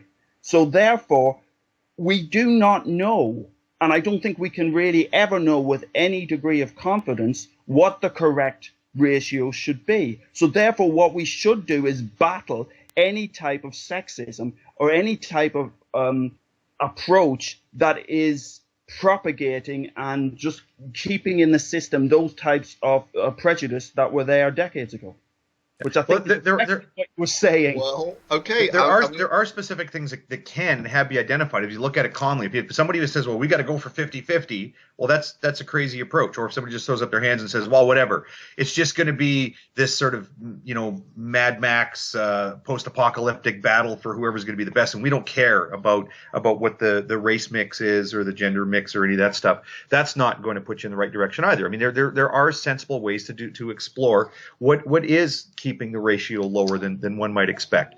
This is a problem in I'm going to give one example of something that's fallen out very clearly from the gender analysis that some people have looked at and said, oh, well, what are we going to do about this? What would a just society do? What is going to make science better? What is going to make the practice of medicine better or the practice of law better? And that is that if I, as a young scientist, suppose I went to graduate school and then got my first first post doing the crappy lectures in the morning, and then decided I'm going to take 4 years off. I'm going to go play in a band for 4 years and just not be a professor anymore. And then come back and decide, well, I want my job back, or I want to go on, continue on in research and whatnot. That gap on my CV would be injurious to my career, right? So women do it all the time. Right? So anytime you come look, oh, well, you got your PhD this year and then you worked over here and then you just disappeared for 4 years. You didn't write any papers. You didn't do anything. What'd you do? Oh, well, I had 2 children.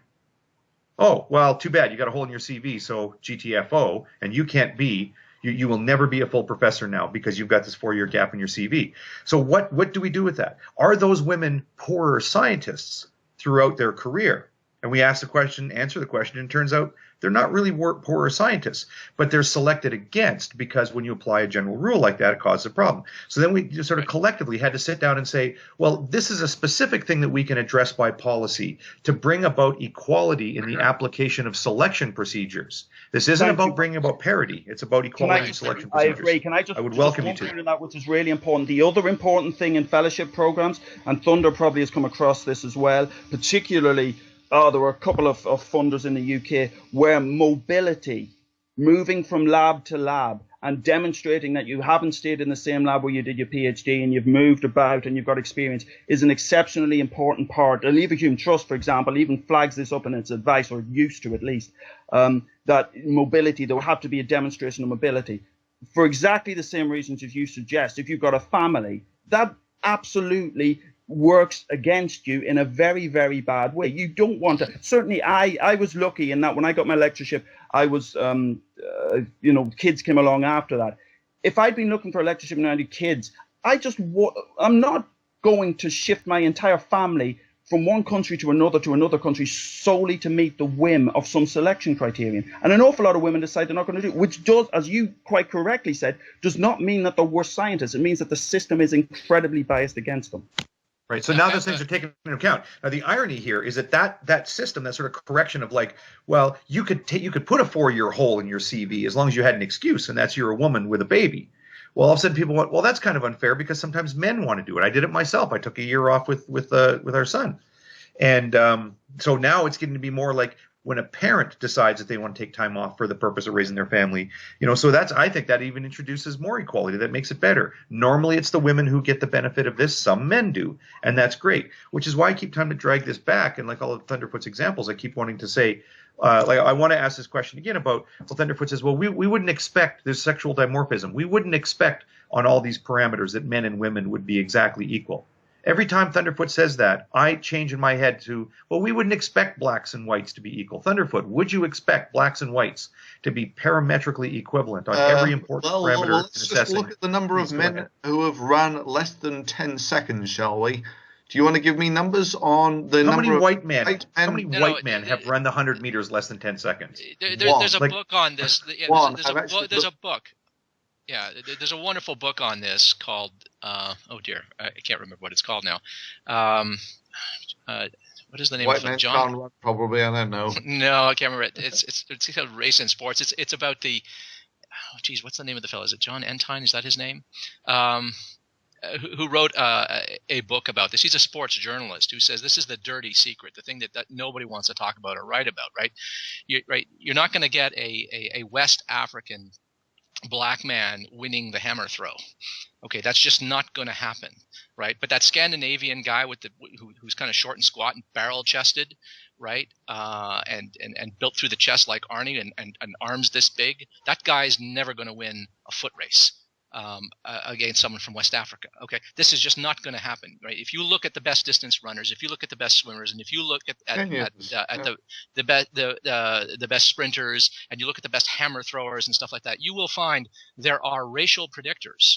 Okay, just biomechanically, there are differences, right? It's embarrassing. We don't want to admit this, but this is just a fact. Okay, our ancestors have evolved in different regions, and owing to either founder effects or adaptations or pleiotropy, or whether they're adaptive or have nothing to do with adaptations. The point is there are differences at the genetic level that are going to make it such that at elite levels anyway, especially at elite levels, you're going to predict that certain people are going to outperform certain other groups of people simply on the basis of their complexion. That is, their complexion is going to be a reliable indicator. And the same thing would be true of men and women. Exactly. Yep. Right, given that the differences between men and women are chasms compared to the difference between races, this goes very much back to what we were talking about, is when you're looking at comparing freaks, then these differences are going to be emphasized. This is why I understand your point. In the Olympics, you see these differences, whereas if you look at Joe Public in these actual populations, you don't. Yeah, but right, I understand. I understand your comments in relation to that, and I apologise if I've missed anything since I stepped away a few moments ago. But Thunder, let's get back to the issue. Can you show that there is any significant difference between the intellectual abilities between men and women? Well, I think we covered this earlier, that there is no actual. I think the the other Phil, made this very clear, that there is no accurate parameterization of this. And do you accept that? Of course. That's great. Fantastic. But you didn't say it was but this is the thing. The expectation is it's not parity. Yeah, no, but Thunderfoot, you are contradicting yourself a little bit. You did say earlier it was likely. Well, hang on a second. Thunder always puts in a but, and I kind of like that. But okay, what is the but? There's the expectation, because I don't follow what you're saying. Let me summarise. The source of all wisdom and knowledge, which will eclipse all of our knowledge on the differences between men and women, which is Wikipedia, which actually has several references on this, some of which I believe, some of which I don't. But anyway, it does say that testosterone acts on many areas, including the SDNPOA, to create a masculinized brain. And that's from the Journal of Neurochemistry or some other journal. Come on. I'm going to hand over to the prof to deal with this. But just one very small point. You can't just seriously. Did you people got them? I'll let you go. Okay. So, people got themselves in hot water in terms of what Tim Hunt might or might not have said. We need to look at the original source. Have you read that original paper? One thing I've learned to my, and I got, how can I put it? I got in slightly hot water about this a number of years ago. Read the original source. Look at the data. You're a strong enough scientist to look at the data. Don't just quote from a wiki page. We don't let I'm also a strong enough scientist to know the difference. I'm also a strong enough scientist to know that the difference between estrogen and testosterone, being hormones in men and women's bodies, will have differences will impact behavior. Okay, Thunderbolt, we're done, because you answered DPR's point, which was, do you think that there's demonstrable, credible evidence out there to show that there are differences in the intellectual ability of men and women to do physics? And you said no. Right? I think you hit the point exactly earlier. You said that parameter space hasn't been quantified. And I think you're absolutely right. But the expectation is that it will be heavily it'll be heavily sexually asymmetric. That is the expectation. No, that's not an expectation. That's your ideological bias. You don't have any evidence one way or the other. You've admitted. Do you believe that Kenyans are genetically superior to white people when it comes to to long distance running?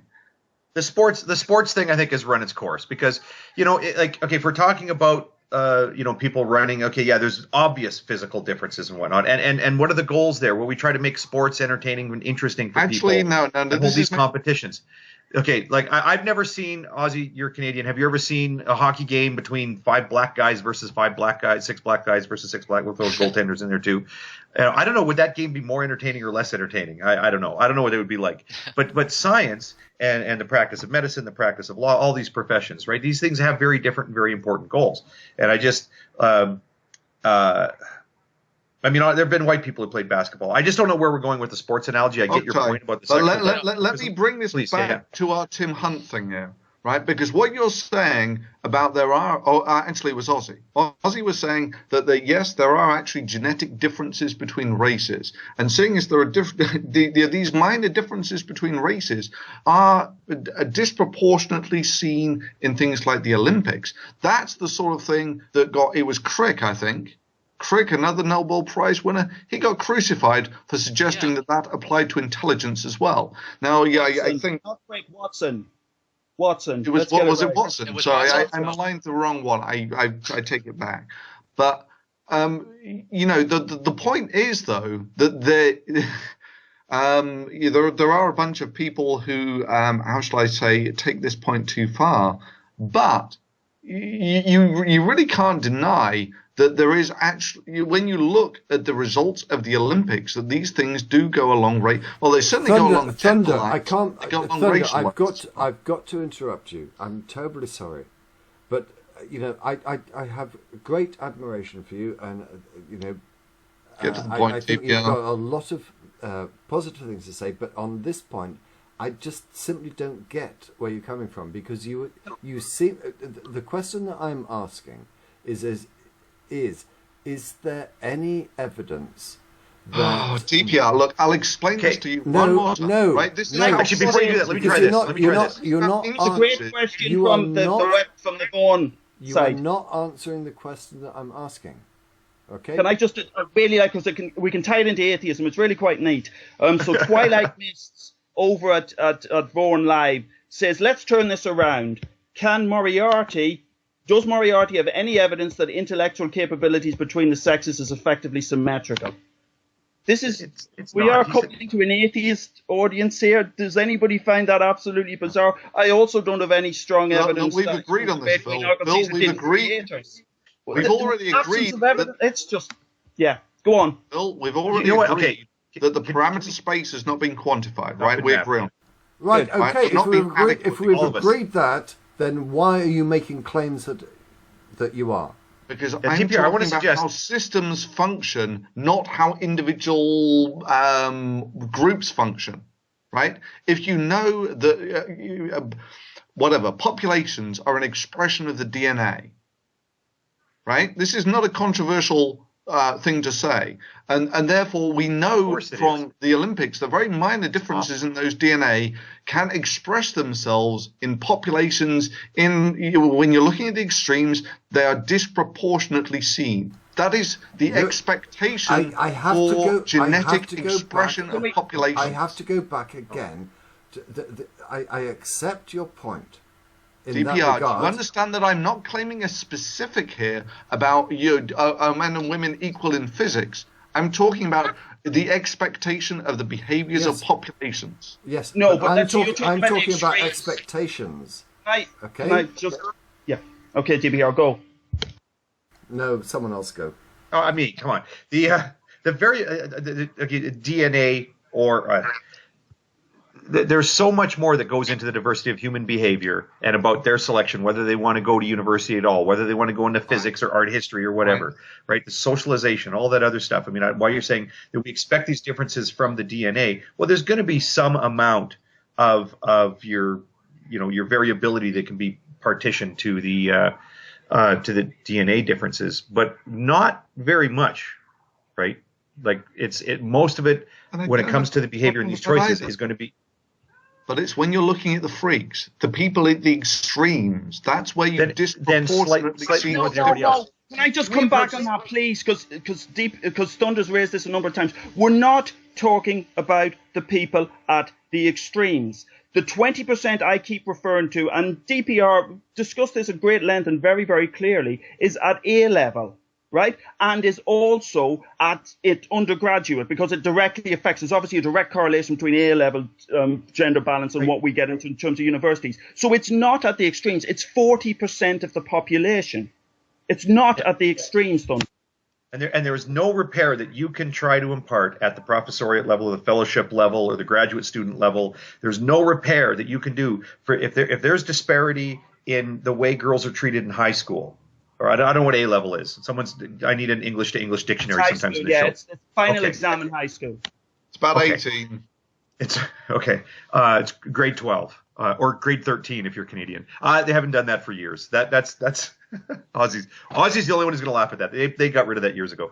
But anyway, yeah. So A level, I get that. So yeah, I mean, if the girls are not being, if they're being taught, like my mother, for example, was told when she had some problems in math in grade 11, back in the how old's my mom? Back in the 60s, they told her, well, don't worry about it because you're not going to need math anyway, right? This is something that we need to fix at that level. So I understand your point, Thunderfoot, about the extremes, the high achievers, the 1% of the 1% of the 1% that go on to get full professorships. I get that. But the point is there's no repair that you can try to instill. There's no point, as far as I'm concerned, no point even trying to fix gender disparity at the professoriate level if you haven't got an overall program of equality and acceptance, which is why I keep trying to drag this away from the whole gender thing. I keep saying Thunderfoot. Every time you say that, I keep saying, well, what about if people said things like that about black people or about gay people? What's your opinion about that? The demographics have changed, though. I mean, in a North American context, young women second, outperform Aussie. boys in university. One second, Aussie. There were a couple yep. of questions that were posed to Thunder there that I think Sure. it's only fair for him to address. So, okay, the first one was, okay, you've got asymmetric feedstocks, fair enough. But, if I was being argumentative, which I'll just throw the point out, you'll understand it, is that the feedstocks aren't necessarily represented in the people who end up in the high positions. Right. If I were to actually choose, that's not actually addressing the question that was posed to you by Hogtie. Yeah, but let me. Okay, what was the question by Hogtie? Okay. I think that was an acceptable throwaway. I think I know what you mean by that. Well, I was addressing your point when you had asked earlier. Well, do you expect? I mean, do we really expect that men and women are going to be exactly equal or exactly symmetrical or exactly identical, whatever word you want to use for any sort of a parametric comparison between groups? I'm just taking your questions, the things that you're saying, and I'm mapping it on to perfectly other equivalent analytical situations. Thunderfoot, yes. Would you expect black scientists and black undergraduates and white undergraduates to be identical when they apply to graduate school? Tautology, and the answer is you wouldn't expect them to be identical. Of course not. The DNA population is not identical. Now the question is, Trivially, how do we expect that? DNA. Yep. Yeah, right. Okay, so what are the differences in the DNA? And the answer is they're trivial. You can still see them in things like the Olympics, but the differences are trivial. Now, you compare the differences there to the differences that you get between men and women, and those differences are chasms. They're biologically, you can easily quantify, differences in hormone levels between these two, things that are actually really quite difficult to do between. There are blood test differences where you can actually identify what sort of ethnic minority you're dealing with, right? Let me refine the question, please, DPR.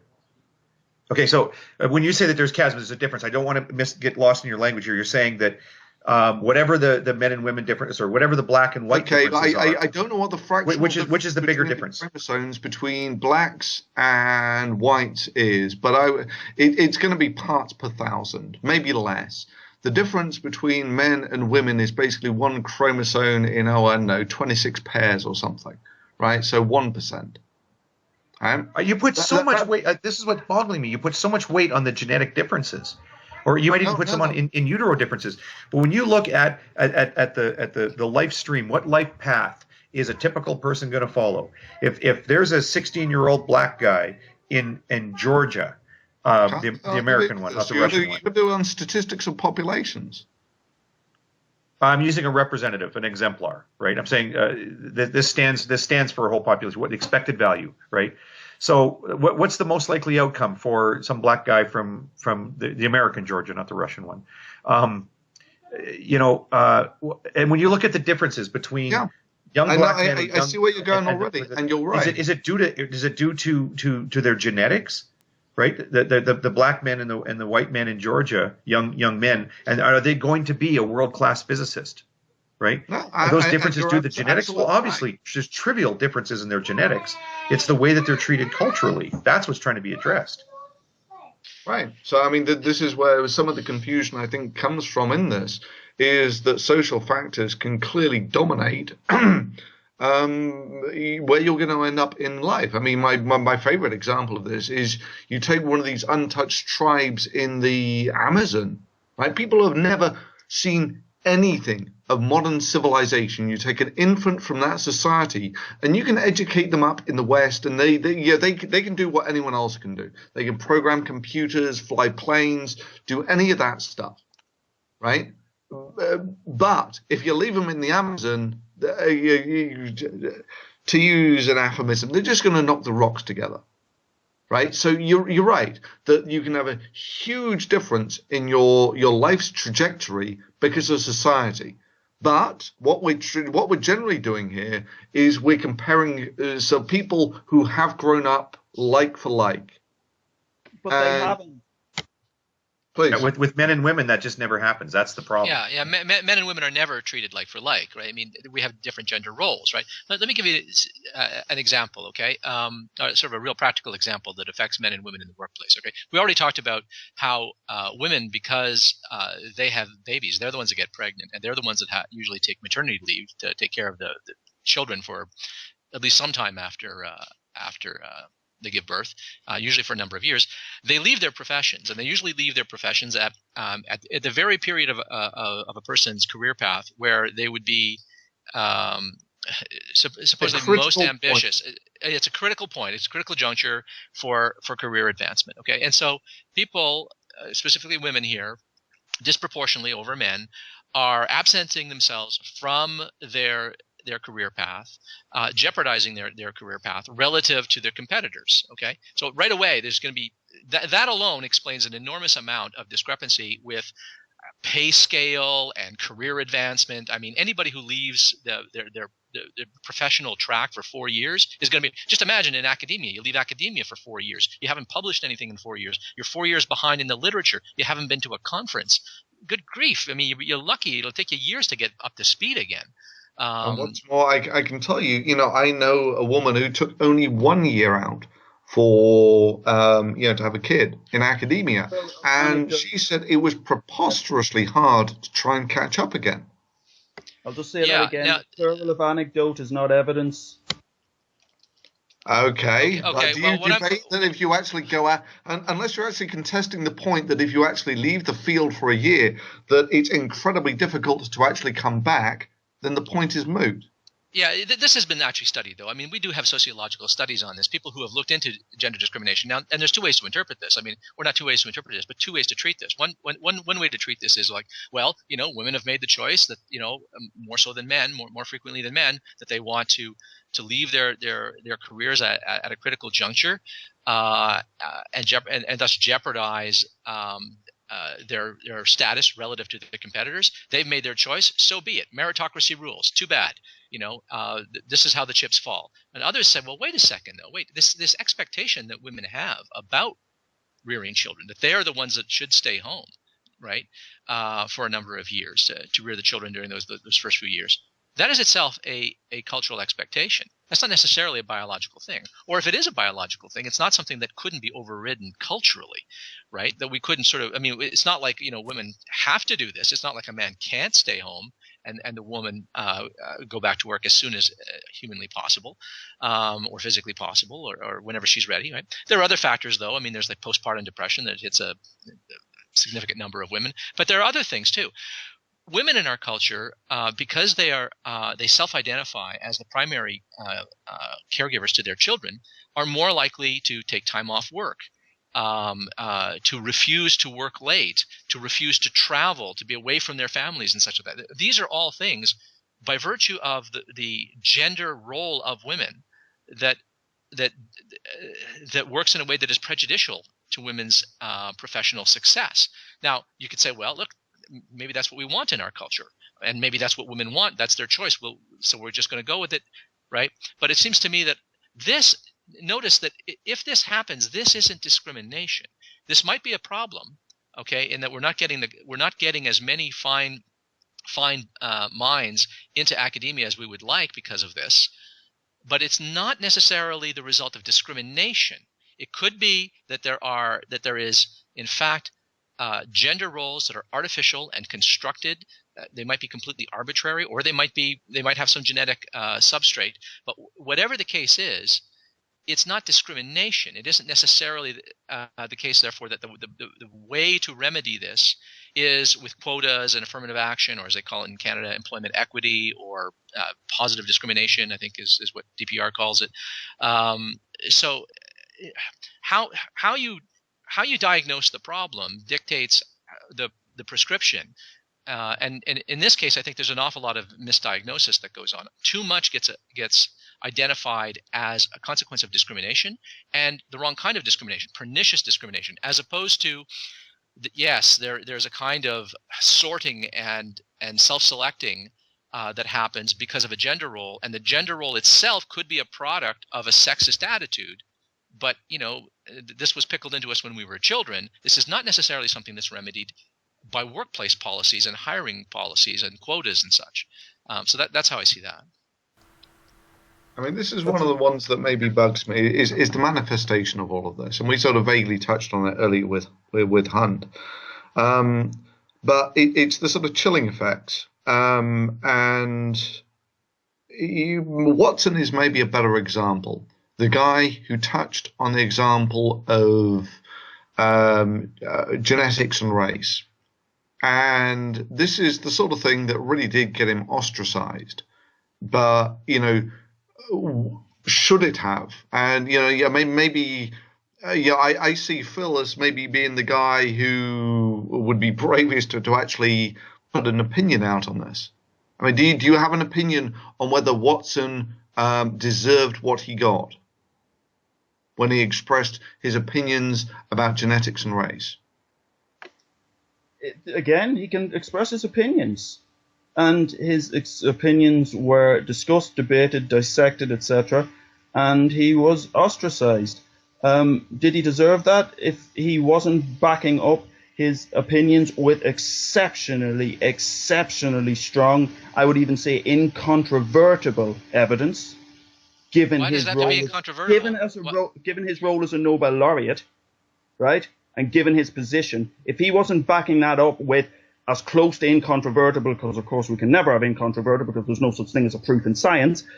But then, we covered this. Then he deserved what he got. Because do you think that the white people choose to run less fast than black people in the Olympics? Where are we going with this? I just don't we understand. covered this earlier that there's only ever been one white person. We've been round this before. DPR. I must admit, I'm going to have to go soon anyway, but we've been round this time and time before. For me, it's a complete and utter red herring. It's a complete red herring for all the reasons we've discussed. There's an important. You're such an intelligent person, and I don't understand why you don't see this from the way that everyone is presenting it to you. The examples that you've given, I'm sorry, Phil, could you mute yourself? Thank you. The examples you've given, that no one's sort of like in dispute about that, but let's just take the 100 meters. Hang on, you haven't heard my point, so you can't address it, right? Okay, get to it. Okay. You rightly identified there are different, or there seems to be a wonderful example, as you say. Most middle distance runners, world champions, come from a certain area of Africa, a very small area. Sprinters seem to come from a certain area, and whatever. That's all fine. But that's exactly what Phil was saying. The Watson deserved to get lynched for all of this. I mean, it's like... Let me finish, for goodness sake. So, and also sprinters and whatever. Okay, so you identify. And the difference between men and women, again, everyone agrees with that. But the question I'm asking you is, does any of this show any propensity for difference in intelligence or contribution to science? And Well, come on, DPR. I mean, if you really want to do it that trivially, yes, you can actually quantify the IQ and judge it accordingly. Yes. And the results don't come out like you expect. No, this is exactly the question that DPO was asking, and that's exactly the answer. And I agree with your about to say here, Phil. IQ measures, you know exactly what I'm going to say. IQ measures one thing, your ability to do IQ tests, right? Yeah, as an innate measure of intelligence, it's entirely flawed, and you know the studies. It's again, and we go back to Hogtie's points, again, there's a huge cultural, social, societal bias in terms of those things. And I should point out, okay, if we're going to go down the anecdote route, I should point out that on more than one occasion, a student who was coming at the 2-1, 2-2, so that means a sort of 60% average overall, has outperformed by far students who, in terms of their exams, have been top class honours, right? That's not always the case. In many cases, we're talking about research here, yeah? Okay, sorry? We're talking about research, though, yeah, Phil? We're talking about research, yeah, but bullseye. Again, it also applies at the undergraduate level. You will find students who are exceptionally good in the lab who are not so good at exams, and vice versa. Bullseye. Yeah, I agree completely. Right. So it's a bullseye because what? No. Stop, everyone. Let Thunder explain. Why is it a bullseye? Oh, God. What I was saying is that I agree wholeheartedly with what Phil is saying, is that what makes a good researcher isn't necessarily what clocks you in well on exam results. I guess what you're saying is that you're really not testing the right things with exams. Well, not if you want to not if you want to measure a good researcher anyway. But I mean, what this essentially boils down to, DPR, is what method of analysis would you accept to show the differences in, I don't know, whatever parameter space you expect for the differences in mental ability between races. What metric would you accept? Right, so here, that's a very good and a very pertinent question. So there are systems in nature which are chaotic. We can do our absolute best to try and predict where they'll go. We're never going to be able to do it. In this case, we've got a highly nonlinear multi-parameter space. And trying to predict that and trying in particular to tease out the difference between nature and nurture is going to be exceptionally difficult. Anything I've seen thus far, and of course I haven't done an exhaustive survey of the literature, but anything I've seen thus far has not given as close to incontrovertible as you can get message to say that there are gender differences in terms of intellectual ability at different subjects. It doesn't exist. If you can point it to me, if you can point me to credible data, please do. But I mean, well, let's go back to the anecdotal stuff of what makes a good researcher, because this is something that you and I probably mostly agree on, is that you've got to be aggressive, you've got to actually be able to fight your points. Yeah? No, there are different ways. I'm far too aggressive, as you've seen over the course of the last few hours. No problem whether this is the best way to get your points across, I am behaving, some perhaps yourself would say, in a very emotional, very female, very over. I would say that you're acting like a dickish male, but that's just me. Okay, fine. Okay, that's fine. Yeah, okay. So, but the key thing here is that you don't necessarily, there's a whole range of different character traits that are important in research. Sometimes those people who can argue their point very vociferously or do very well, but then also the very quiet individual who sits in the corner of the lab, gets on with things, and then after 3 months comes along and presents you with a sort of fait accompli. They also work. That's the great thing about research. All those, and that's particularly the great thing about a research team, is that you need all those different types of approaches. There isn't a character set that says, right, if you have these particular characteristics, you're going to be a great researcher. It doesn't work like that, and you know that. Every once in a while somebody tries as an approach to say, well, we're going to try to parameterize like what makes for a good this or a good that. They do it with doctors every once in a while, and then very soon they realize, oh, well, gee, it turns out that the physicians and the surgeons actually do very different things, and these personality traits are good for physicians, where the surgeons, they get by with these other sort of personality and these other personality impairments, right? And then the lawyers, they do the same thing. And okay, so there are these differences on things. I don't know if I'm happier or disappointed to say this, but I'm one of the last people that ever took a type of psychology. There's like developmental psychology and all these different sub areas of psychology. I was one of the last undergraduates to take an area of psychology called differential psychology, which was the study of race differences, gender differences, all these different things. And by the way, Philip, your interpretation of IQ tests, while witty, is sort of like, oh, they measure your IQ test. They commonly believe there actually is a thing known as general intellect, and these tests do measure them. Not terribly well, I'll grant that point, but some people are smarter than others. That's the case. But, Thunderfoot, my greatest concern here is all these things you're saying about what makes for a good scientist. You're relying on your intuitions about what makes a good scientist. As soon as you started talking about being aggressive, like good, I know some scientists that are good pit bulls that get right in there and they get their points across. And it doesn't make them necessarily good researchers, good investigators, right? And I mean, I had seen some research, and I'm going to do what you guys have both done, and I'm going to, in my mental filing cabinet, I remember reading this study somewhere. It turns out that when you look at these psychological factors that lead to who's good in this profession or who's good in that profession, lawyers. It turns out that the successful personality traits of being a lawyer are much, much more represented in women. Women are better lawyers than men are. And if you think differently, it's because you don't know. Because you don't know. Because you say that again to DPR. No, because if you think I'm wrong about that, and again, I'm recalling somebody else's research, but if you think differently, if you think that men are better lawyers, it's because you don't know what a lawyer does for a living. Now, and that's the thing I find weird about this. You guys both know what scientists do for a living. And if your view is that scientists are like, oh, yeah, we have 2 hypotheses we're going to test here. Everyone whip out your dick and see who's got a bigger one. Right? That's not what science is.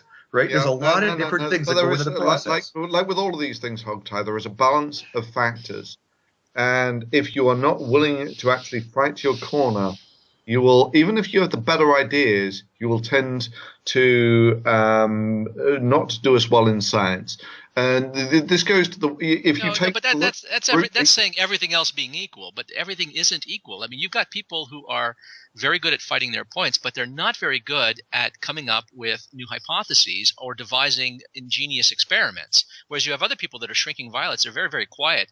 You don't even hear them in a lab, but they're they're brilliant at generating hypotheses and experimental design. Mm-hmm. And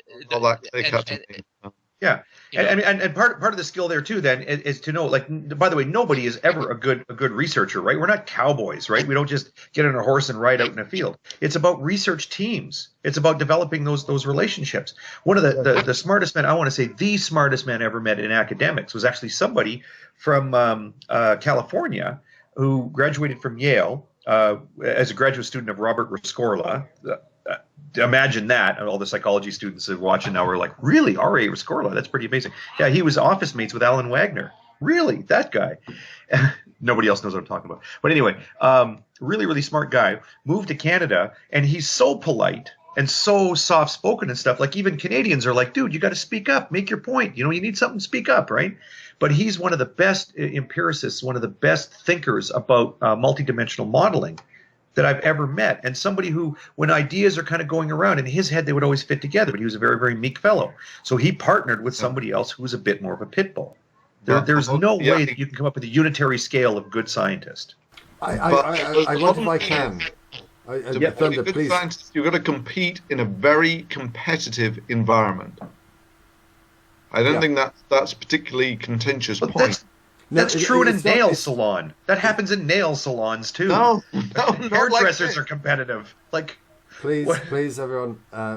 We're coming up to 2 hours, and I want to see if we can find some sort of agreement between everyone here. And my first question to you, Thunder, is: would you describe yourself as a feminist? By which I mean that men and women should be treated and given similar opportunities and whatever. And if not, why not? Well, I think we all came to this sort of, isn't that a stupid question thing earlier? I mean, it's like saying, are you a men's rights activist in that, do you believe that men should have rights?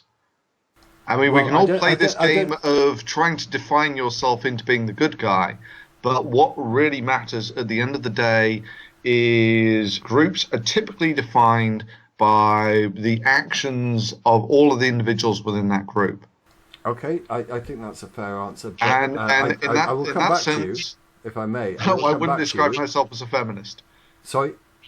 In that sense, no, I wouldn't describe myself as a feminist unless, you're willing to take things like, Stalinism means equal rights for the workers. Therefore, if you don't believe in equal rights for the workers, then so in order to not to be if you're not a Stalinist, that means you don't think that workers should have equal rights. Okay. I just one very short point. Do you know what we're missing off this panel? A woman. Yes, I'm acutely aware of that. Yeah, but we do have a lot of people who are willing to fight their points. Okay, Professor Phil, would you describe yourself as a feminist? And if so, how do you define your interpretation of feminism? Yes, was it Hogtie or Ozzy that went down through the various types of feminism there is? I would class myself as a feminist in the sense that, yes, I want to try and counter decades and decades of sexism to make sure that women have opportunities equivalent to those that men have. That's how I define myself, and I'm sure that comes in terms of there's a whole series of different genres, if you want to put it that way, of feminism, but I think that covers some of it. I hesitate to ask Ozzy because I know this is going to be like 10 minutes, but try and reduce it to a couple, right, Ozzy? a couple of minutes. Ozzy, are you a feminist, and what do you mean, if you are, by that definition? No, I'm not, and I sort of answered this near the top of the show. Oh, in that case, we'll just cut you off straight away. No, okay, that's go fine. on. I'll give you 1 minute. No. Okay, it won't take me a minute. I used to self-identify as a feminist as a young man in university, and I was sort of disabused of that label because I came into contact with people. I went to Concordia University as an undergraduate. There was a feminist women's studies program there called the Simone de Beauvoir Institute, and I came into contact with a lot of people who were feminists there, males and females, predominantly women, of course, as you might predict. And it became apparent to me in conversation with them that my idea of feminism was rather naive and amounted to little more than the idea that feminists and feminism is the espousal of equal rights between men and women and an effort to achieve gender equality between the sexes. And I soon found out that there's a lot more to feminism than that. Feminism includes not just stated objectives and ideals, but it includes a raft of theories, and predominantly the idea of patriarchy theory, which I thought was just full of holes, didn't make a lot of sense, ran contrary to history, ran contrary to much of what we know about psychology, certainly contrary to some facts of biology. You said you were going to do it in 1 minute. Okay. And so consequently, I thought that their analysis of the problem and the prescriptions, the social policies they recommend, did make a lot of sense. And I was constantly butting heads with them, and I couldn't identify myself as a feminist anymore. And I don't. In fact, I oppose a lot of feminist analyses and policy recommendations. And so I don't want to identify with them for the same reason I don't want to identify as part of the men's rights movement, even though I think that some of their objectives are commendable. Or a libertarian, right? Done. Libertarian. Or a libertarian. Or libertarian. Oh, Hogtie is desperate to jump in. Yeah, I can answer that question pretty easily because I like to get along with people. So when I'm talking to Aaron, I say, yeah, of course I'm a feminist. Why wouldn't I be a feminist? When I'm talking to Thunder, I'm like, no, don't ever call me a feminist. And by that, I mean that the label feminist has been so marred by its diverse application that I don't ever want it to attach to me because of the way that other people will read what they think I mean for it. My position is I support gender equality. If somebody asks me about it, then that's my position. I support gender equality. But the diversity of the use of that label, I think, has made it so that it's problematic to try to attach it to yourself. So I resist doing it. Do not use and everything Ozzy said, I agree with. Problematic. Do not use that word again. Is it a microaggression? I think so. I think it's been a wonderful... Hang on. What's wrong with problematic? Perfectly sound word.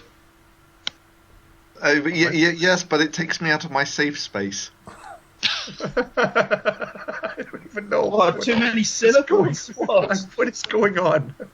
I need a trigger warning if you're going to use problematic language. I'll send you a link to a blog post with a nice trigger warning just for you, Thunder. I'll do it right now in Skype.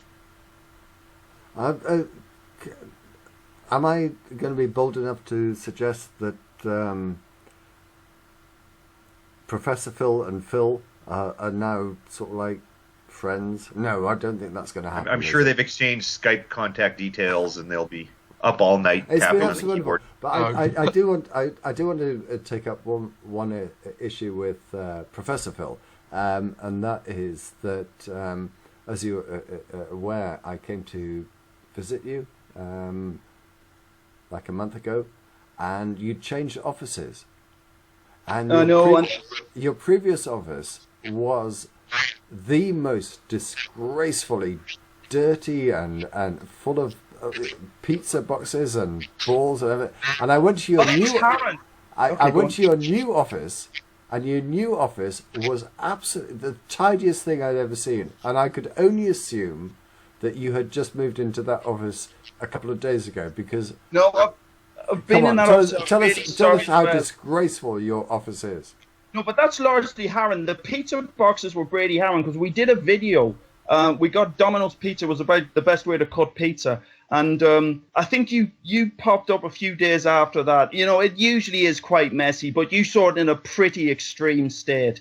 It's fairly tidy now, particularly when you visited. But I'm really sorry I missed the opportunity to meet up with Aaron Rad. Would have been really good to meet up with him. So sorry I wasn't there. Yeah, I'm sorry. I think that explanation is shabby and pathetic. There's no way in the world. Do you know what I find distressing? Doesn't matter. But sorry, I find something very distressing. And that this part on here, the touch part, is clear, right? It's a protective cover so that my kids don't scratch it, and the light goes through it. The light from the phone comes out the thing. But then now a guy tells me that you can get one of these, and some of the light, the light, my eye light that I can see with my eyes goes through, but then there's some other light that's like electricity light, and it'll charge my batteries even though it's clear. And I wanted to ask you about this on the show. I need to see that. Yeah, but it can be clear. But remember, it's a big spectrum. It depends on what it's doing with the UV. Yeah, so but you're not going to have time to. Don't even. Pretty high energy. If it's managing to absorb that, I need to. I didn't chase up. I know you sent me right at the start. I sent you a link, and I said if you didn't read the link and explain it on this show, I had no shame about making you look dumb on the show. Oh, but now DPR is going to wrap. I didn't see that bit, but I saw the link, but I didn't get a chance to read it. But DPR was doing 4 different introductions, so I had a lot of time, to be fair, to do it. But I'm sure it's something to do about where they're cutting the spectrum. And the thing is, you can engineer materials so you can absorb within particular bands of wavelengths, within particular energy ranges, and still sort of preserve most of the sort of optical characteristics. So that just sounds made up. I may as well be talking to a creationist. So DPR, were you ending the show and you're not going to give him a chance to look at it?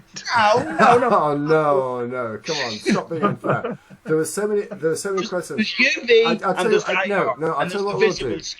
There you go. I'll tell you what. Are you saying that something exists but you can't see it? Stop, boys, stop. All right, because there are so many things that I wanted to ask that we didn't have time to do in the program. I'll tell you what, I'm going to do an after show.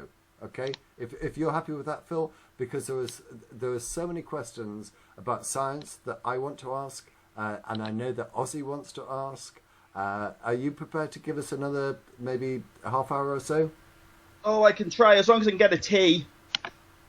I need to take how shall we say, a little break as well. Yeah, that's fine. Let's regroup in like 5 minutes time. Okay. Yeah. Remember, I'm a physicist. So... All right, we'll do that. Okay. Now I have to remember how to stop the call. Oh, there we go. Just so glad I had a chance to troll. I love trolling him at the end of the show there. All right, we'll be back in 10 minutes. Oh, hang on. No, I've got to do this first. I'm already waving bye.